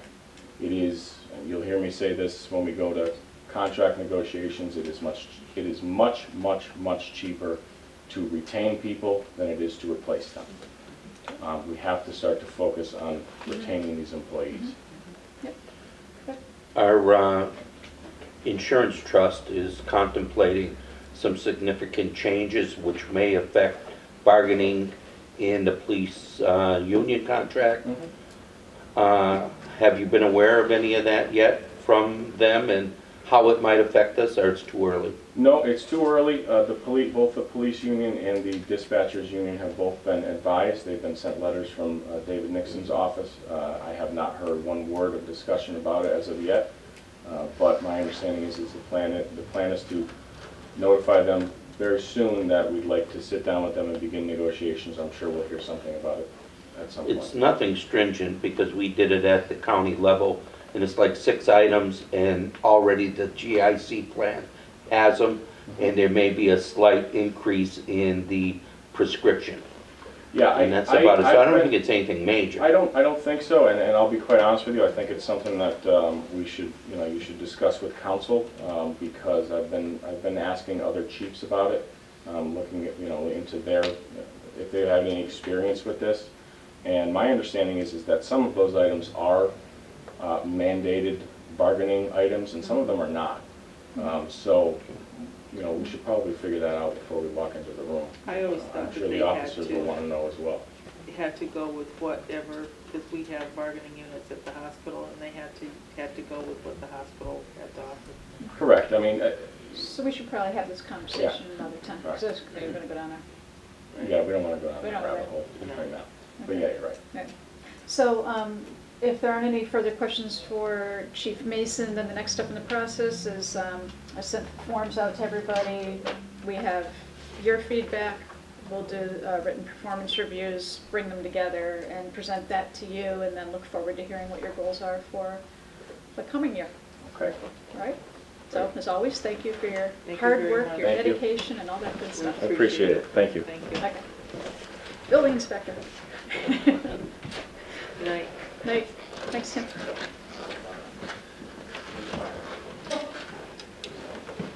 Thank you for giving me this opportunity. This is the first time I've been on this, and I think it's actually a good thing.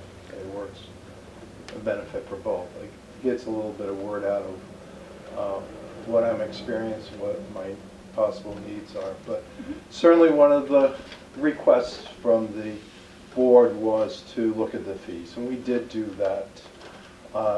And I did raise some of the fees. I looked at a number of the towns, surrounding towns, to see what they had. And we did do that for building. It was primarily on the commercial end. And we also looked at electrical, and we raised that. Gas and plumbing, seem to be pretty much level with most of the other towns, so we did not touch that at this point. The next issue, the next item I had was with regard to the budget. It's working well. Anyway, certainly our budget is small. The one thing that keeps on cropping up, Dennis Phil, our plumbing and gas inspector, we do allow him to charge mileage with his personal vehicle because of his salary rate at this point. Unfortunately, it's very difficult to prejudge what the mileage would be. Again, he came up a bit short. And one of the things, if we can put them all together, those type of items, if there's a shortfall with one inspector, we should be able to handle with others. And I think that we can do that. I need to sit down more with David and work with him. I haven't done that, and I certainly want to do that this round. But I think there could be some improvement there to help some of those items for some of the inspectors. The next one is certainly software. We had a major issue with our software package this past year. We rented, there's probably 4 or 5 permitting software packages that are mostly towns use. Ours was upgraded. Unfortunately, our hardware was slightly incompatible with that software, and it took us a while to get that all straightened out. It was subtle, and we didn't realize what was happening until we started needing information, and it became very quickly, it became apparent that there was some issues. When we called in, we found out that after they investigated it, it was a hardware issue. We have fixed that, but that did take a lot of time out with regard to trying to deal with that problem.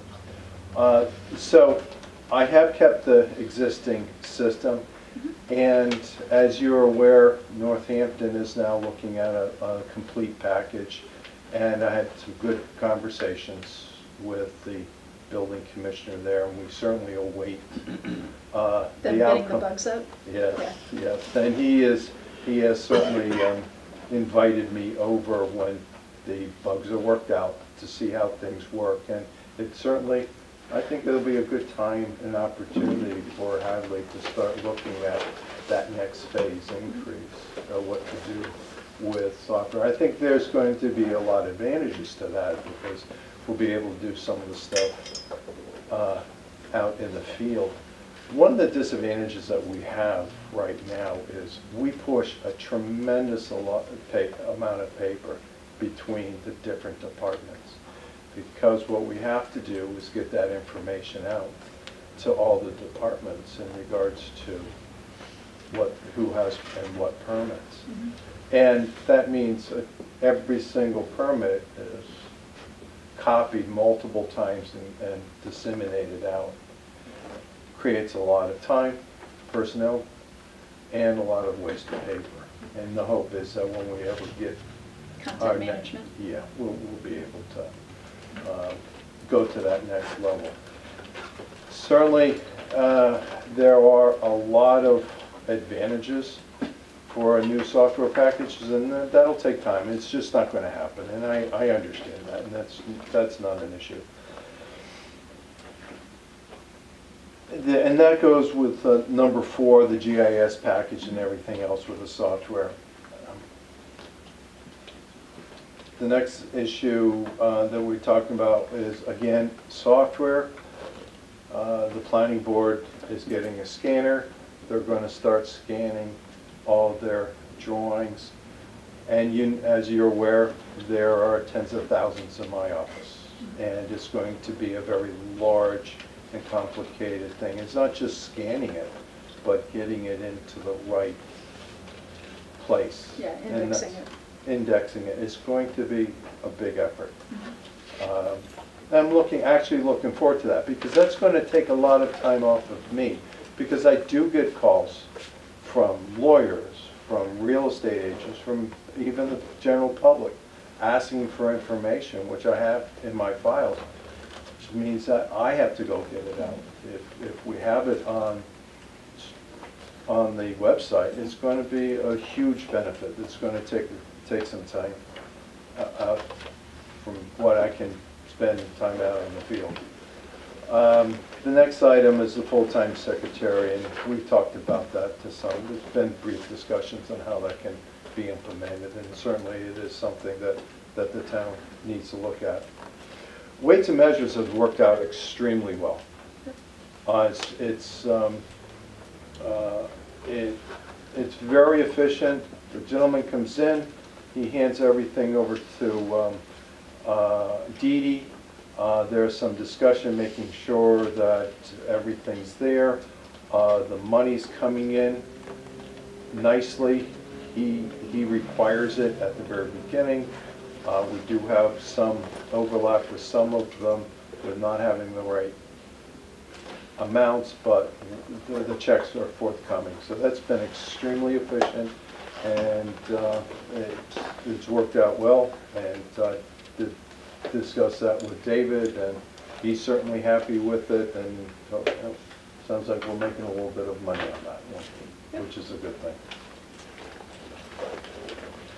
The next item is zoning, and I've said this before, you know, and certainly I'm sure the planning board understands the same thing, and they're looking at it already with the master plan and all, and some modifications to our zoning. My personal feeling is I do believe that there should be some type of committee formed by townspeople, residents, to review some of it, to get another look, another side of the story. I worry about downtown here with regard to some of the things I've heard that might happen. Luckily, one of them isn't happening, but it's now going to be a Dunkin' Donuts instead of a local franchise. Do we know when, and I'm sorry, I'm going to kind of look over you to a couple of three faces right behind you. The master plan update, do you know when? I've seen it on your agenda, but when is that going to be? Publication should be coming out anytime. Anytime now, okay. Anytime. All right, so once that is promulgated, that seems like that would be a good time to continue this conversation based on what's in what the planning board has planned? We have accepted it. It is at the printers. We will schedule a time with you when we get it back. Great, okay. So as you know, I have two primary functions in my job. One is enforce the state building code, and the other is zoning. The state building code, we were supposed to have a new edition implemented by June. It hasn't happened. We have been told it's going to be October. I have been going to the classes for that, so I've sort of doubled some of my months. I'm required to go once a month to our association class, and I spend 4 days at UMass in October. Because of the modification, the change to the new edition, I've been trying to take an additional class. Some of them are in webinars, which I'm trying to get my credits in on that. And most of those are with energy, because CET around here has the ability to do a lot of nice webinars. So that's going well. Are the changes significant, Tim? Energy was a big change. There are some modifications. But it's not as bold as the last rewrite. In some areas it is. Decks, it's 56 pages long for decks. For pools, it's 118 pages. It's now a totally separate code, and it has gotten complicated. The regulations are crazy. The one thing I don't like that's been happening is that we're going to all these specialized licenses. So when you do something very specific, like a kitchen fan like across the street here, across the parking lot, there's 6 different permits that you have to pull for that. And I think this is getting out of hand, and it's shameful that we're into that area that used to be you would get one permit to do one thing. Now you have to get all these different permits to do the same thing because everything's so specialized with gas, electric, plumbing, sheet metal, and it's just, it is the way things are progressing, unfortunately, and that's what it is. As you're aware, one of the other things that we're required to do under the building code is to do the annual inspections of all the motels and hotels. That's been a bit problematic trying to get through and getting them done on a timely manner. And we've sat down with David, Mike and I, and we've handed over a lot of the administrative issues to Dee. And I think that's going to be extremely helpful because she can concentrate to make sure that things go out and they come in, and if they don't come in on a timely manner, she can get something out or call them up. That, I think, really has been both of our problems because we're so busy on everything else, that if you can spend the dedicated time and go through the entire list without being called out for something, then you make sure that it's done. And I think that primarily I believe that that's where we fell apart. But we've got some new forms. We've reviewed them. We're getting right now into the September list, which is the all the schools and some of the hotels. So this will be a trial. I think it's going to work well. Okay, good. Okay. This past year, zoning, amazing number of calls in regards to a lot of neighbor issues with fences, trees, and chickens. Chickens are a pain, especially with roosters. Tom, did you complain about my chickens? I did not. All right. But there's plenty of breadcrumbs and oil at my house. So. But Just drop an egg here and there, right, Tom? Are goats close second? well, goats getting out of certain pens, yes.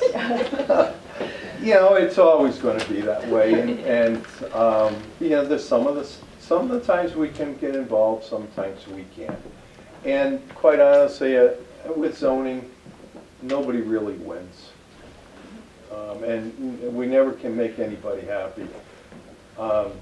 You know that we've taken some of the zonings to court, and quite honestly, that's the last place, because these things are being dragged out endlessly on a couple fronts. It's been years trying to get someone, and we don't How did get that fence go up on Route 9?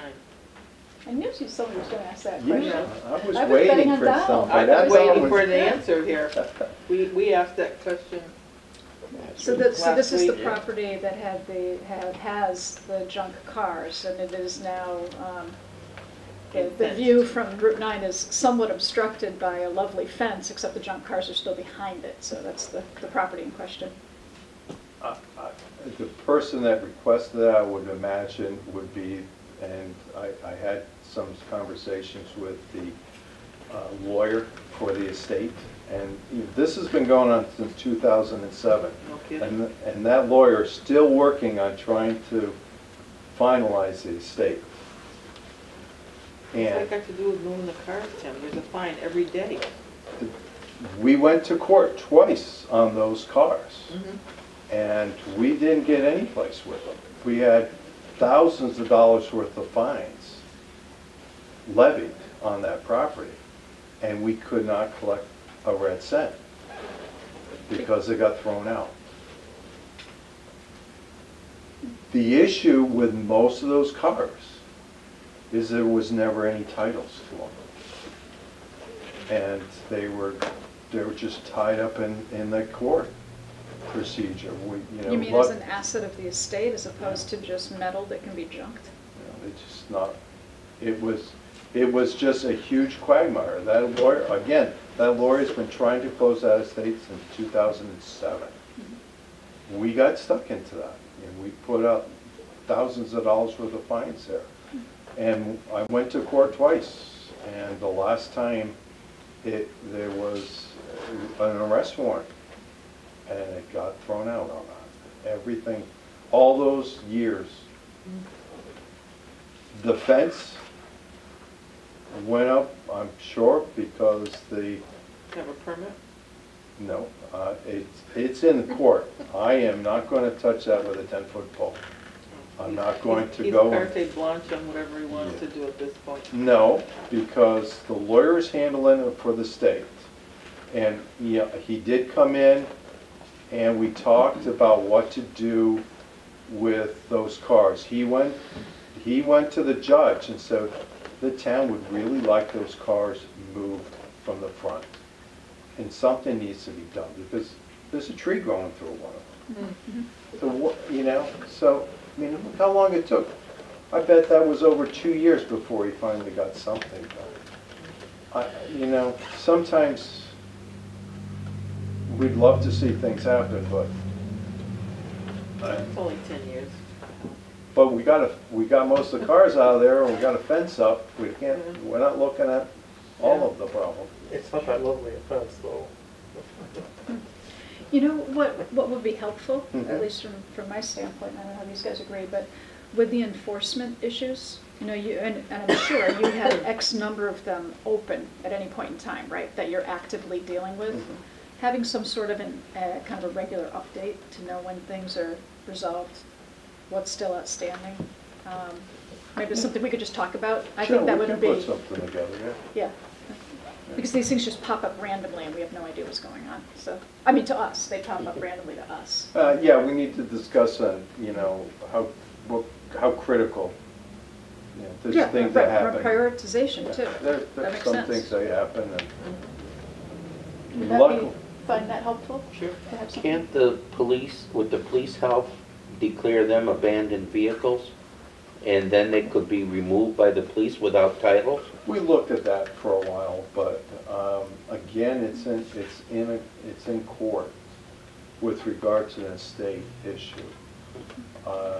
Yes, we did look into that, and I quite honestly haven't discussed it with our new chief, other than that, we went through the old chief before, years back, but it didn't get too far. Does the owner actually want to get rid of the vehicles, or does he just say it's tied up in a state? No, he sees them as extremely valuable. The tree and all, Okay. Anything else you want to cover for us? Or? No, unless you have any more questions. I mean, I think all in all, with the amount of permits that we had last year, which was substantially increased, in all avenues, just not mine, but plumbing, gas, and especially electric. Yeah, thank you for providing the figures too. The data helps get a handle on the volume. But the numbers are down this year, building. Because of Berkshire Gas moratorium and some other things, Well, right? that and, solar has dropped off a little bit too. Right. Electrical's still up there and with last year, but we're significantly low. But there's some large projects that are going to be coming up at the malls that are going to at least get the budget. Yeah, it's going to help with the budget significantly. Okay. Any other questions for Tim? If not, then same drill. So thank you for your dedication. Thank you for all the work that you do. Next step in the process is we'll do fill out the evaluation forms, and but as we all know, it's not going to happen next Wednesday, right? We have other things on our plate. Yes. Right.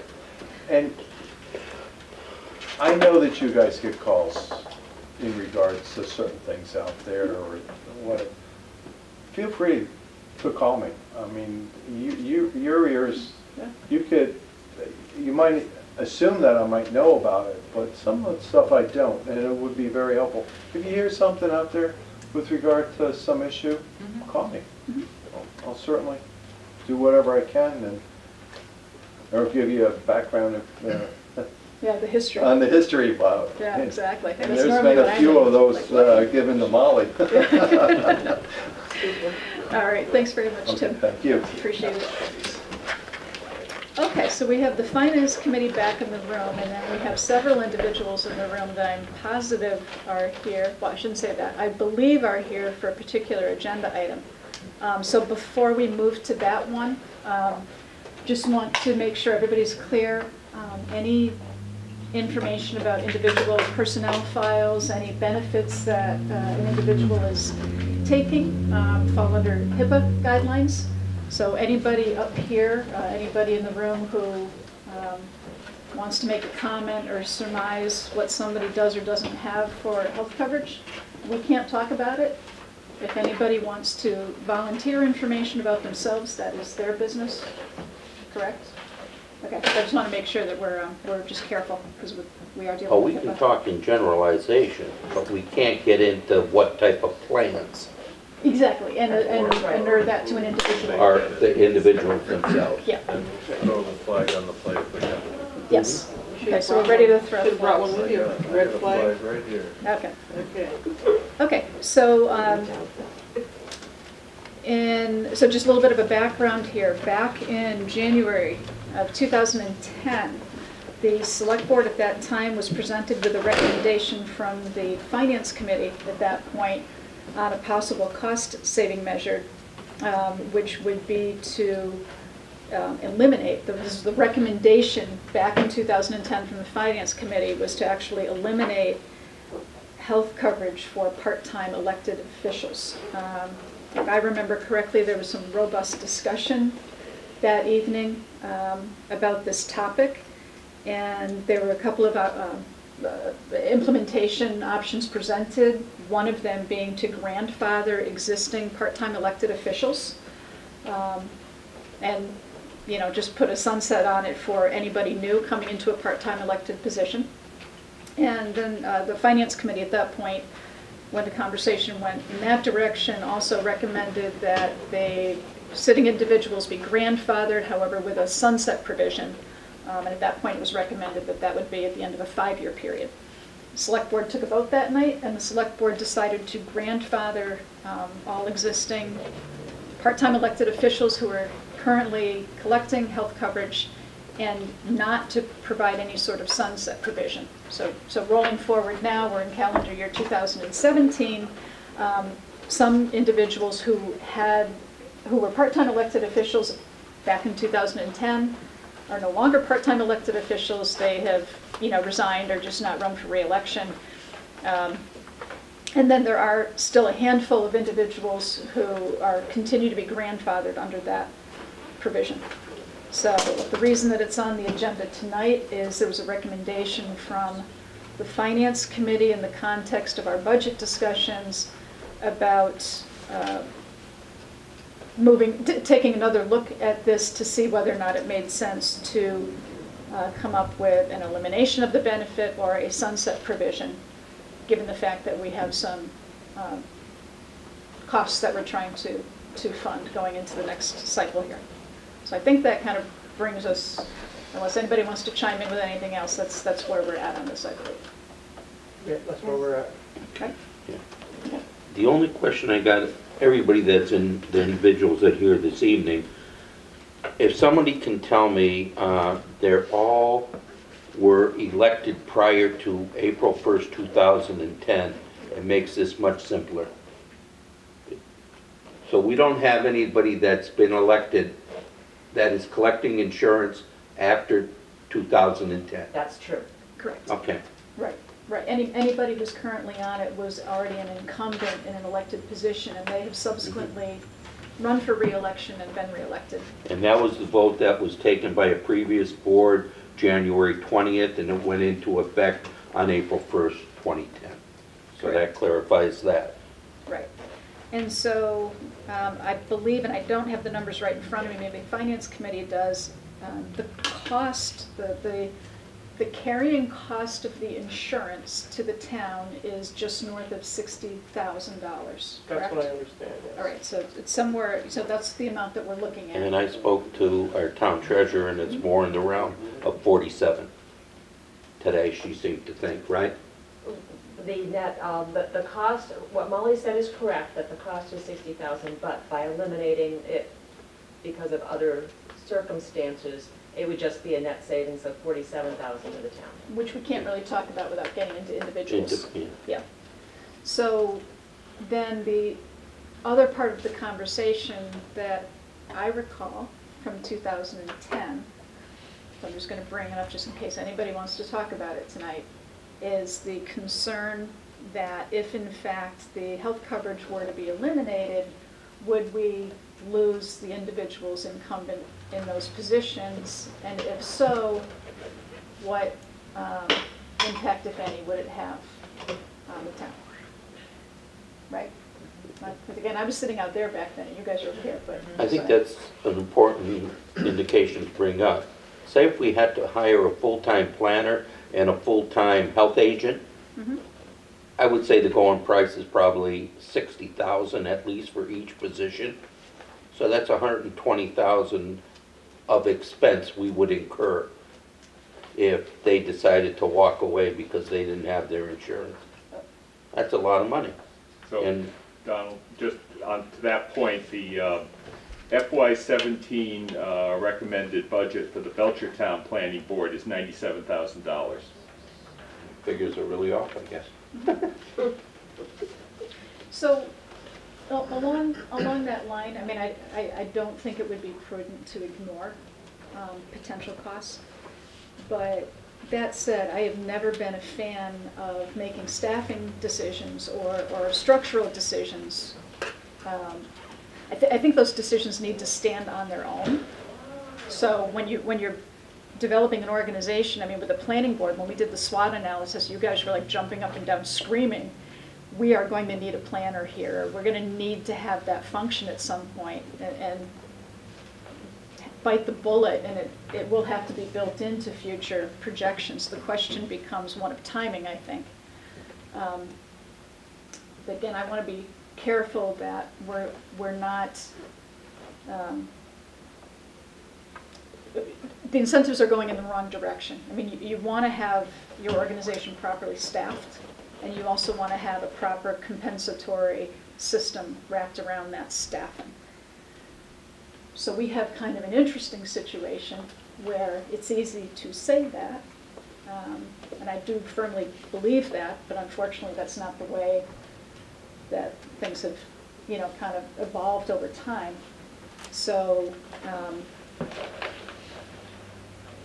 you know, one option is to go ahead and vote it, and you remove the coverage and you let the chips fall. You go back to the idea of a sunset provision. But no matter what we do, we will have to deal with staffing planning and staffing Board of Health appropriately in future budget cycles. So I'm just making the comment. Yeah, I mean, do you agree with that? Oh, I do. Okay. I do. Right. Madam Chair, you know, I wholeheartedly agree with the Finance Committee, and I commend them for looking for areas of additional revenue, you know, to balance their budget. But I also feel we're compelled by Chapter 32B, Section 2, of being grandfathered in these people, and I certainly want to act in good faith what the other selectmen voted at that time, and I don't feel it should be changed. And they have the opportunity, if they don't run for re-election, the new person won't be entitled to insurance. So let it play itself out, and there's no real savings on doing this right now, in my opinion.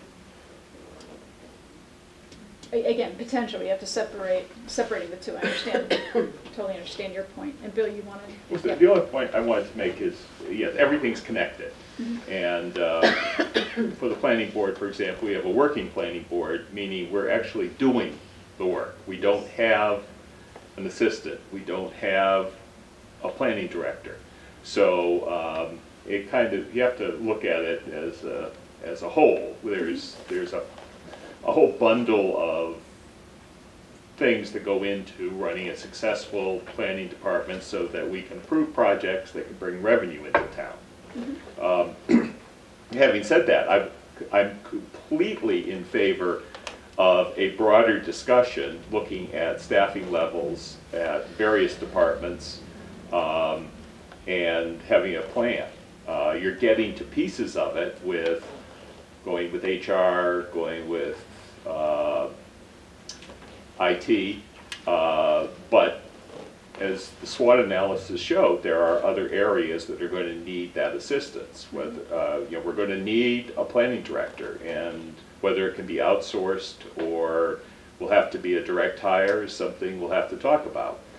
If we were just showing up 2 nights a month to vote aye or nay, that's one thing. When we're basically doing the job of a $100,000 planning department, as long as we're doing that, you know, I would ask that there be we need support, one way or the other. Yeah. So to that end, you know, I mean, I've been thinking about it.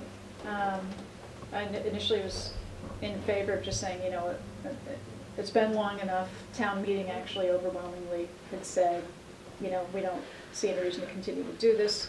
We're like the last man standing in terms of neighboring towns who are doing it. I don't want to cut off our nose to spite our face. But again, I don't think it's appropriate for us to have these sorts of compensatory issues tied around structural issues. So I'm kind of leaning into forcing us to deal with it, but go back to the suggestion that was made back in 2010 and maybe put a sunset provision on it so everybody's clear that it will continue for the time being, but we need to pick a date when it just ends, because the other, and this is no offense intended to anybody who may or may not be in the room and may or may not be, you know, getting this insurance, but we don't want to have an incentive for people to get to the point where they're continuing just for the insurance either. And again, that's not the situation we have now, but you could eventually get there. And I think by putting some sort of a sunset provision on it, it's probably not this year, but some point out in the future, at least we would have addressed it once and for all. That's my thinking right now. Well, so it's kind of a hybrid of Donald's thinking. I just want to bring up that the 2019 budget is going to be, in the absence of an override, a catastrophe. And so you gotta get it where you can get it. There are going to be some real belt tightening going on around here from the 2019 budget if an override is not voted for. Mm-hmm. And so we've picked through the budget, and we're already operating on a shoestring on most departments. And there's just there are no more nice places to get it from. It's just the way it is. I agree, and I'll be honest with you again, I'm thinking about, and anybody who just, you know, I don't even know who's been elected when, but the elections occur in April. And I'm thinking that maybe we put a sunset out there so at the end of a logical, are all of these positions 3 years or no? Planning board is 5-year cycles. That was right. That's why the 5 that time. Okay. No, Madam Chair, just a point of interest. I know my first term when I was a selectman started in 1982, and some of these individuals were already on these boards working before I was elected. Yeah. So they have over 35 years of dedication to this town. And I'm not about to pull the plug on somebody that's donated, you know, most of his life to the town at this point. Let him run out the course and let nature do its course. That's it. I don't think you want to say it that way. And don't let Tom get in near the back door of our house. Oh my God. Yes. Just kind like to clear up some misconception. There was a lot of notoriety in the newspaper of the last Finance Committee, for example, and I got a lot of feedback, and I'll kind of give myself as an example. Where you're getting $10,000 free health care. That's not quite the case in my particular case. You know, Medicare Part A, federal government takes care of that. Now, I'm a single person, and so I pay half of the other healthcare costs. So it's really 20% is what I pay of that total cost. So it's a few $100s every quarter. I don't see that breaking the budget. So if this were a union doing something like this, but because we're individuals, we're probably easy targets.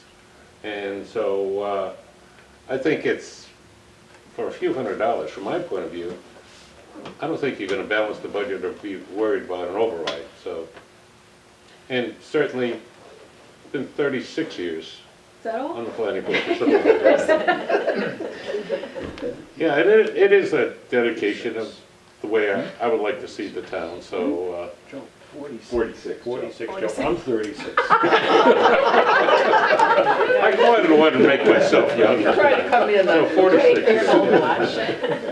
Tim, you want to say something? Yeah. I think everybody's looking at it constructively the way they have to look at it. The idea of putting a sunset clause will force the select board to deal with the issue that we've had for many, many years. And I think that's a good thing. To get rid of it right now, if these guys walked, we would be in very, very serious situation. Something that we could not really get out of. You have extreme expertise here that's going to be difficult to, in the future, to replace. And you're going to replace it with one planning oversight. The amount of money, yeah, is a lot for insurance, but the expertise doesn't even come close to that price tag. So it forces you to come to a solution. They need help, and they're not going to be in those positions much longer. Well, let's keep in mind, it's not just these individuals. How many actually are there, Linda? 6. Is it? 6. 6. 6 people, yeah. And, you know, the way I voted back in 2010, that's how I felt back then. You know, I mean, do you remember my vote? Yeah, right here. That's right, it's right here. My vote was that we would, because of chapter 32B section, that elected officials that are now grandfathered for as long as each incumbent remains in their position, office, but to discontinue health insurance eligibility for all part-time compensated elected officials who are elected or appointed to temporary positions after April 1st, 2010. So I voted at that time to keep everybody grandfathered in at that point. So, again, I think this is a really good example of underscoring. I mean, if you look what other finance or planning board or whoever works in another town on what they make and what these gentlemen make per month, it's really a drop in the bucket, to tell you the truth, for the amount of work that they do. And I know that we're looking at every penny that we're coming to. I understand that. But that's the point I want to get to, Joyce, because what you're talking about is compensation. And I think this underscores the problem that we have. What we're saying is that we have certain individuals who we believe are worthy of being compensated because of their dedication and their service. But instead of compensating them the way they should be compensated, which is with an appropriate stipend, we're backdooring it with health coverage. So what I'm trying to do is separate the two, and Tim's absolutely right in where I'm coming from, is I want to get rid of it because I want to force us to do the right thing. And I think the right thing is addressing how our volunteer boards are being compensated, to make sure that we're compensating them in accordance with the value being provided, rather than just have certain individuals who are eligible for benefits. And it goes back to, somebody's got a family plan, somebody's got a single plan, but they're both work. I mean, how does the medical coverage have really anything to do with what we're talking about, other than it's something we kind of stuck ourselves with? So I'm just going to say, what I would be in favor of is putting a sunset provision on the medical coverage, but committing to having a more robust long-term discussion about transitioning people who are doing a lot of work on a daily basis on behalf of the town, that in their absence we would otherwise have to pay for, and coming up with an appropriate transition plan. So whether it's the planning board and eventually getting us to having an in-house planner and a volunteer board over time, and that's going to take us X number of years, Board of Health, Park and Rec, however we feel the need to do it, I think that's the discussion we should be having, not feeling like we're ripping something away from somebody who we're going to bump into on the street, and worry that they're going to up and quit and not want to continue because we did that. I mean, I just think we're having the wrong conversation. Your sunset plan would entail how many years? I would have argued for 2, but maybe it needs to be longer. I think we're talking about going... 2 maybe with a 0 after it. They'll all die by then. Well, I suppose we can do it actuarially. I just won't quit. Yeah. I think the sunset provision in my mind would be, how much time is it going to take us to figure it out and come up with a compensatory arrangement to pay people for what we think. But I don't want to take words out of your mouth, but I think health insurance is more important than an increase in their stipend. Today it is, sure is. Comment on that is that, first of all, I don't think it's realistic to increase the stipend to even come close to what the small amount that the 6 people are pulling out for health insurance. Because you just can't say, well, these few people out of each board are going together. You've got to be equal on the board, and a planning board alone would probably bury your $40,000, that's $50,000, whatever it is, to pay them an amount of what they're making. A sunset clause, well, I have my issues with that, but to bring somebody in new off of the street on any of the boards that are getting the health insurance, and just to throw them into the mix and expect them to do the job that the 6 people are doing on the various boards is also not realistic. It takes time to learn the job. By the 6 people continuing on the job, yeah, it costs a little bit of money, I'm not going to deny that. But to pay them the stipend of what the job probably is worth is going to cost you far in excess of 60 grand.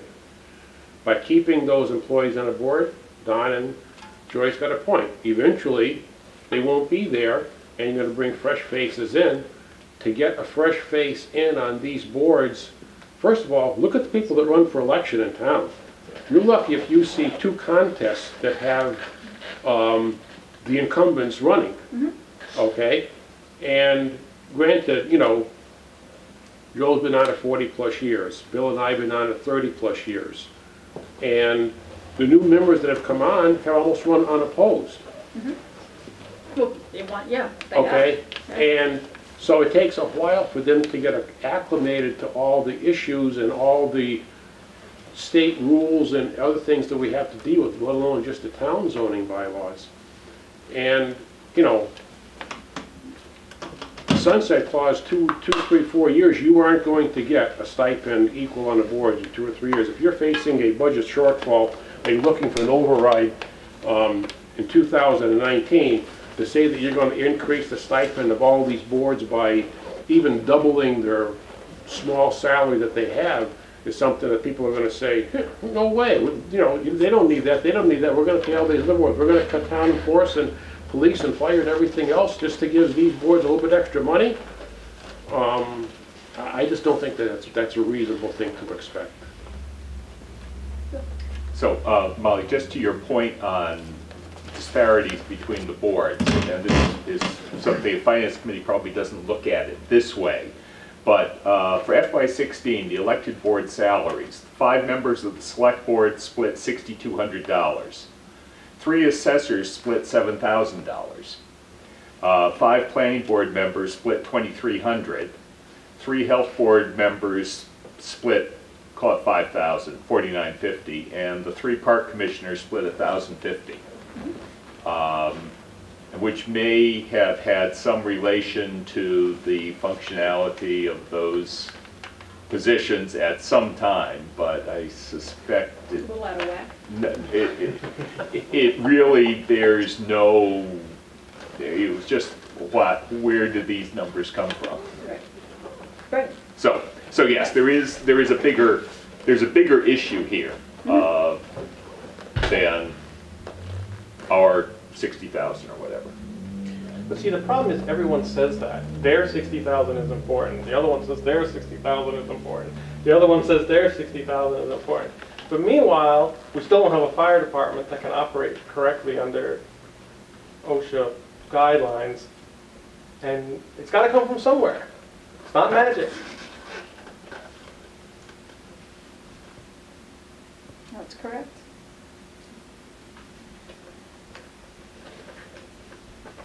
So, I mean, do we want to take a vote on this tonight? Do we want to wait for the other 2 board members to be here? Does anybody want to, I mean, it's up to you guys. I'll make a motion just to reaffirm the original vote. If somebody wants to second it, we'll be done with this. I'll second. Okay. All in favor? Aye. Okay. And no, and my no is only because I would rather see a sunset and force this bigger issue to play out. Because again, I think we're really confusing how all of this is happening with the health coverage. So just to be clear, because I got to see some of you in church and all that other stuff, so that's why I'm not trying to take away your health coverage. Don't worry, I'll be the bad guy. Yeah. Apparently I'm already bad. Go home with powdered chickens. That's right. Okay. All right. So 2-1 then in favor of staying the course with the grandfathering as it was voted in 2010, right? Okay. So then I think we're back to the Finance Committee left us to talk about warrant articles and may now have votes. Yes. We do. Is Gabriel still here? No, he had to shoot out a little while ago. We have votes. Yeah. Okay. You want a vote roll call? Yeah. Article 1, 4 was 2 members. Wait a minute. And I'm sorry, Article 1 is the... Article 1 is the $1.8 million to add to the funds already approved for the fall 2016 town meeting to pay the cost of designing, constructing, and equipping a senior center. Oh, yeah, it's the senior center. Okay. And so we have 5 members, 2 voted for that, 3 voted against. Okay, so 2-3-0. Yep. Article 2, to see if the town will vote and raise to and appropriate, authorize the treasurer to borrow, transfer from funds available or otherwise provide $400,000 for 405, sorry, that's got to be amended here. Thank you. 405. That's the land though? Yes, You that's the can land. just say land article. Land article, Hanoski property. Okay. 405. Yeah. 5 in favor, 0 against. Okay. Article 3, the $810 to build a fire substation on the current property was 4 was 2, against was 2, and there was 1 abstention. Oh, 2. 2 2, 2 1. 1. Got it. Yeah. Okay. I thought you meant, yeah, never mind. Okay. And then Article 4? And then Article 4 for the Library? was 3 were for and 2 were against. 3-2-0. Okay. 3 for, 2 against. And no abstentions. No abstentions. 3, 2, and 0. That was the one for me. Okay. Is there anything that you feel compelled you want to share as part of that discussion, or? Well, I think that everything is a balancing act here with, do you want to build new things when old things still are needing attention, and some of our members voted against pretty much spending any money until the fire department comes into being. Okay. Others of us voted for some and not for some others, depending on how we felt that particular thing would help, project would help the town. I think we're all pretty concerned that we're going to go to the townspeople, and even if it is $95 on their taxes for all these projects, and then we're going to come back and say, but we need a fire department, and we need to fund, the planning board, and we need to fund all these other things. And if we don't get that override, after we've asked for this money, we go to the well again and ask for that money. If we don't get it, there's going to be a lot of painful cuts that are going to have to be made. So I hope that the people who come to select board meeting to advocate for their particular project will also go out and campaign for this override. I think that's only fair. All for right. one and one for all. Okay, so anything else that we need to take up this evening? I think we covered everything. Because we had some overlap in our articles, right? I mean, our agenda items with the Finance Committee's agenda. Right. Will we be counting on you to campaign for an override? Yeah, I support it. The October articles, we can go on and talk about at a later date, right? We're not, next Wednesday, just hunker down, Donald, Yeah, have a that's fine. good, healthy dinner, and I think we're here for Yeah. the night. We're only doing this override thing and whatever. But you can't get away without, Yeah. to Donald's point, we have Yeah. to talk about that. Yeah. Because there's still a lot of things in 19 that haven't even raised their ugly We need heads to yet. get through this one. I know, but We haven't even gotten through this one yet. You You know- keep jumping forward. You gotta finish something now, not in 19. know- We'll get to 19 when we get there. Chinese immersion school doubles its enrollment. It's going to be a People need to know what the whole catastrophe. story is. Well, vote no. David, Okay, do you anything else? anticipate in the near future to have the free cash figure a little closer? How much longer? It was supposed to come out Next in week. mid-August. But they didn't tell you what mid-August was exactly. Well, mid-August to me means the 15th. Next week. So next week we should have it. That's what Hopefully that's. You can give us What was the day that Don't you give me the evil eye, I'm not the one who does it. No, it's not him. Who was the day that you referred to? This would be the accountant. Oh. Gotta certify the cash. Do you know where he lives? Maynard. Maynard, okay, so road trip. Okay, so hopefully we'll have that next week. Yeah. Anything else this evening, or can we I have move to announcements, announcements? Yeah. Announcements. Well, you know what my announcements are. They keep Yeah, just why don't- wishing about all night before, to these poor people out there. Before Joyce goes to the announcements, David, you have something? Yeah, just so the people know that the Finance Committee's been looking at issues having to do with the charter, as well as looking at exploring the creation of a finance director. So we have Tim McInerney, the town administrator for Grafton, and Bill Keegan, the town manager for Foxborough. They came out and talked to you back in November. They're slated to meet with you on September 14th. And Sandy Cooler, who is now deputy town manager of Arlington, but the former finance director of Amherst, is also going to try to join you. He's tentatively okay for the 14th of September, so that's all gelling together. Okay.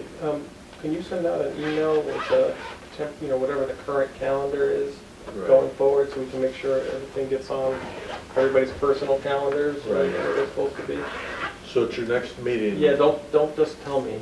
Right. Send me an email. But at your next meeting, you should really spend a little bit of time talking about what it is that you would find most useful for these folks to tell you.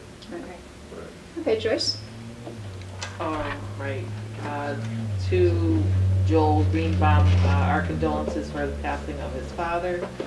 To Ruth Denlinko, her sister passed away, Barbara Noble. And I just happened to babysit for Barbara's kids when I lived in Northampton. Yeah, She lived from Northampton. Yeah, she lived in South Park Terrace right around the corner from me. To the family of Patsy Kelly Lewis, our condolences to them also. And to the family of Norm Barstow, who passed away this week also. Norm was on our Hadley Cemetery Commission for a number of years, and he also co-chaired our building committee for the safety complex. So to Janet and his children, our condolences. And one more, the family of John Peterson. John Peterson, I missed that one. I don't remember if we did that last week, to Maureen Lynch's husband, and they lived down in the Hockenham section. I think Norm, wasn't he chairman of the 350th too? The parade portion, him and his wife. Norm? Yeah. I don't think I don't think so. I thought Mary Thayer and, weren't they? Mary and Dick Thayer. I was thinking they were, I don't know. Well, he is my neighbor. Yeah. Yeah. Okay, well, if there's nothing else, then Motion to God help me, adjourn. there can't be, because Joyce will not be pleased. Then motion to adjourn? I did motion to adjourn. Second? All right. All in favor? Aye. Good night, everybody.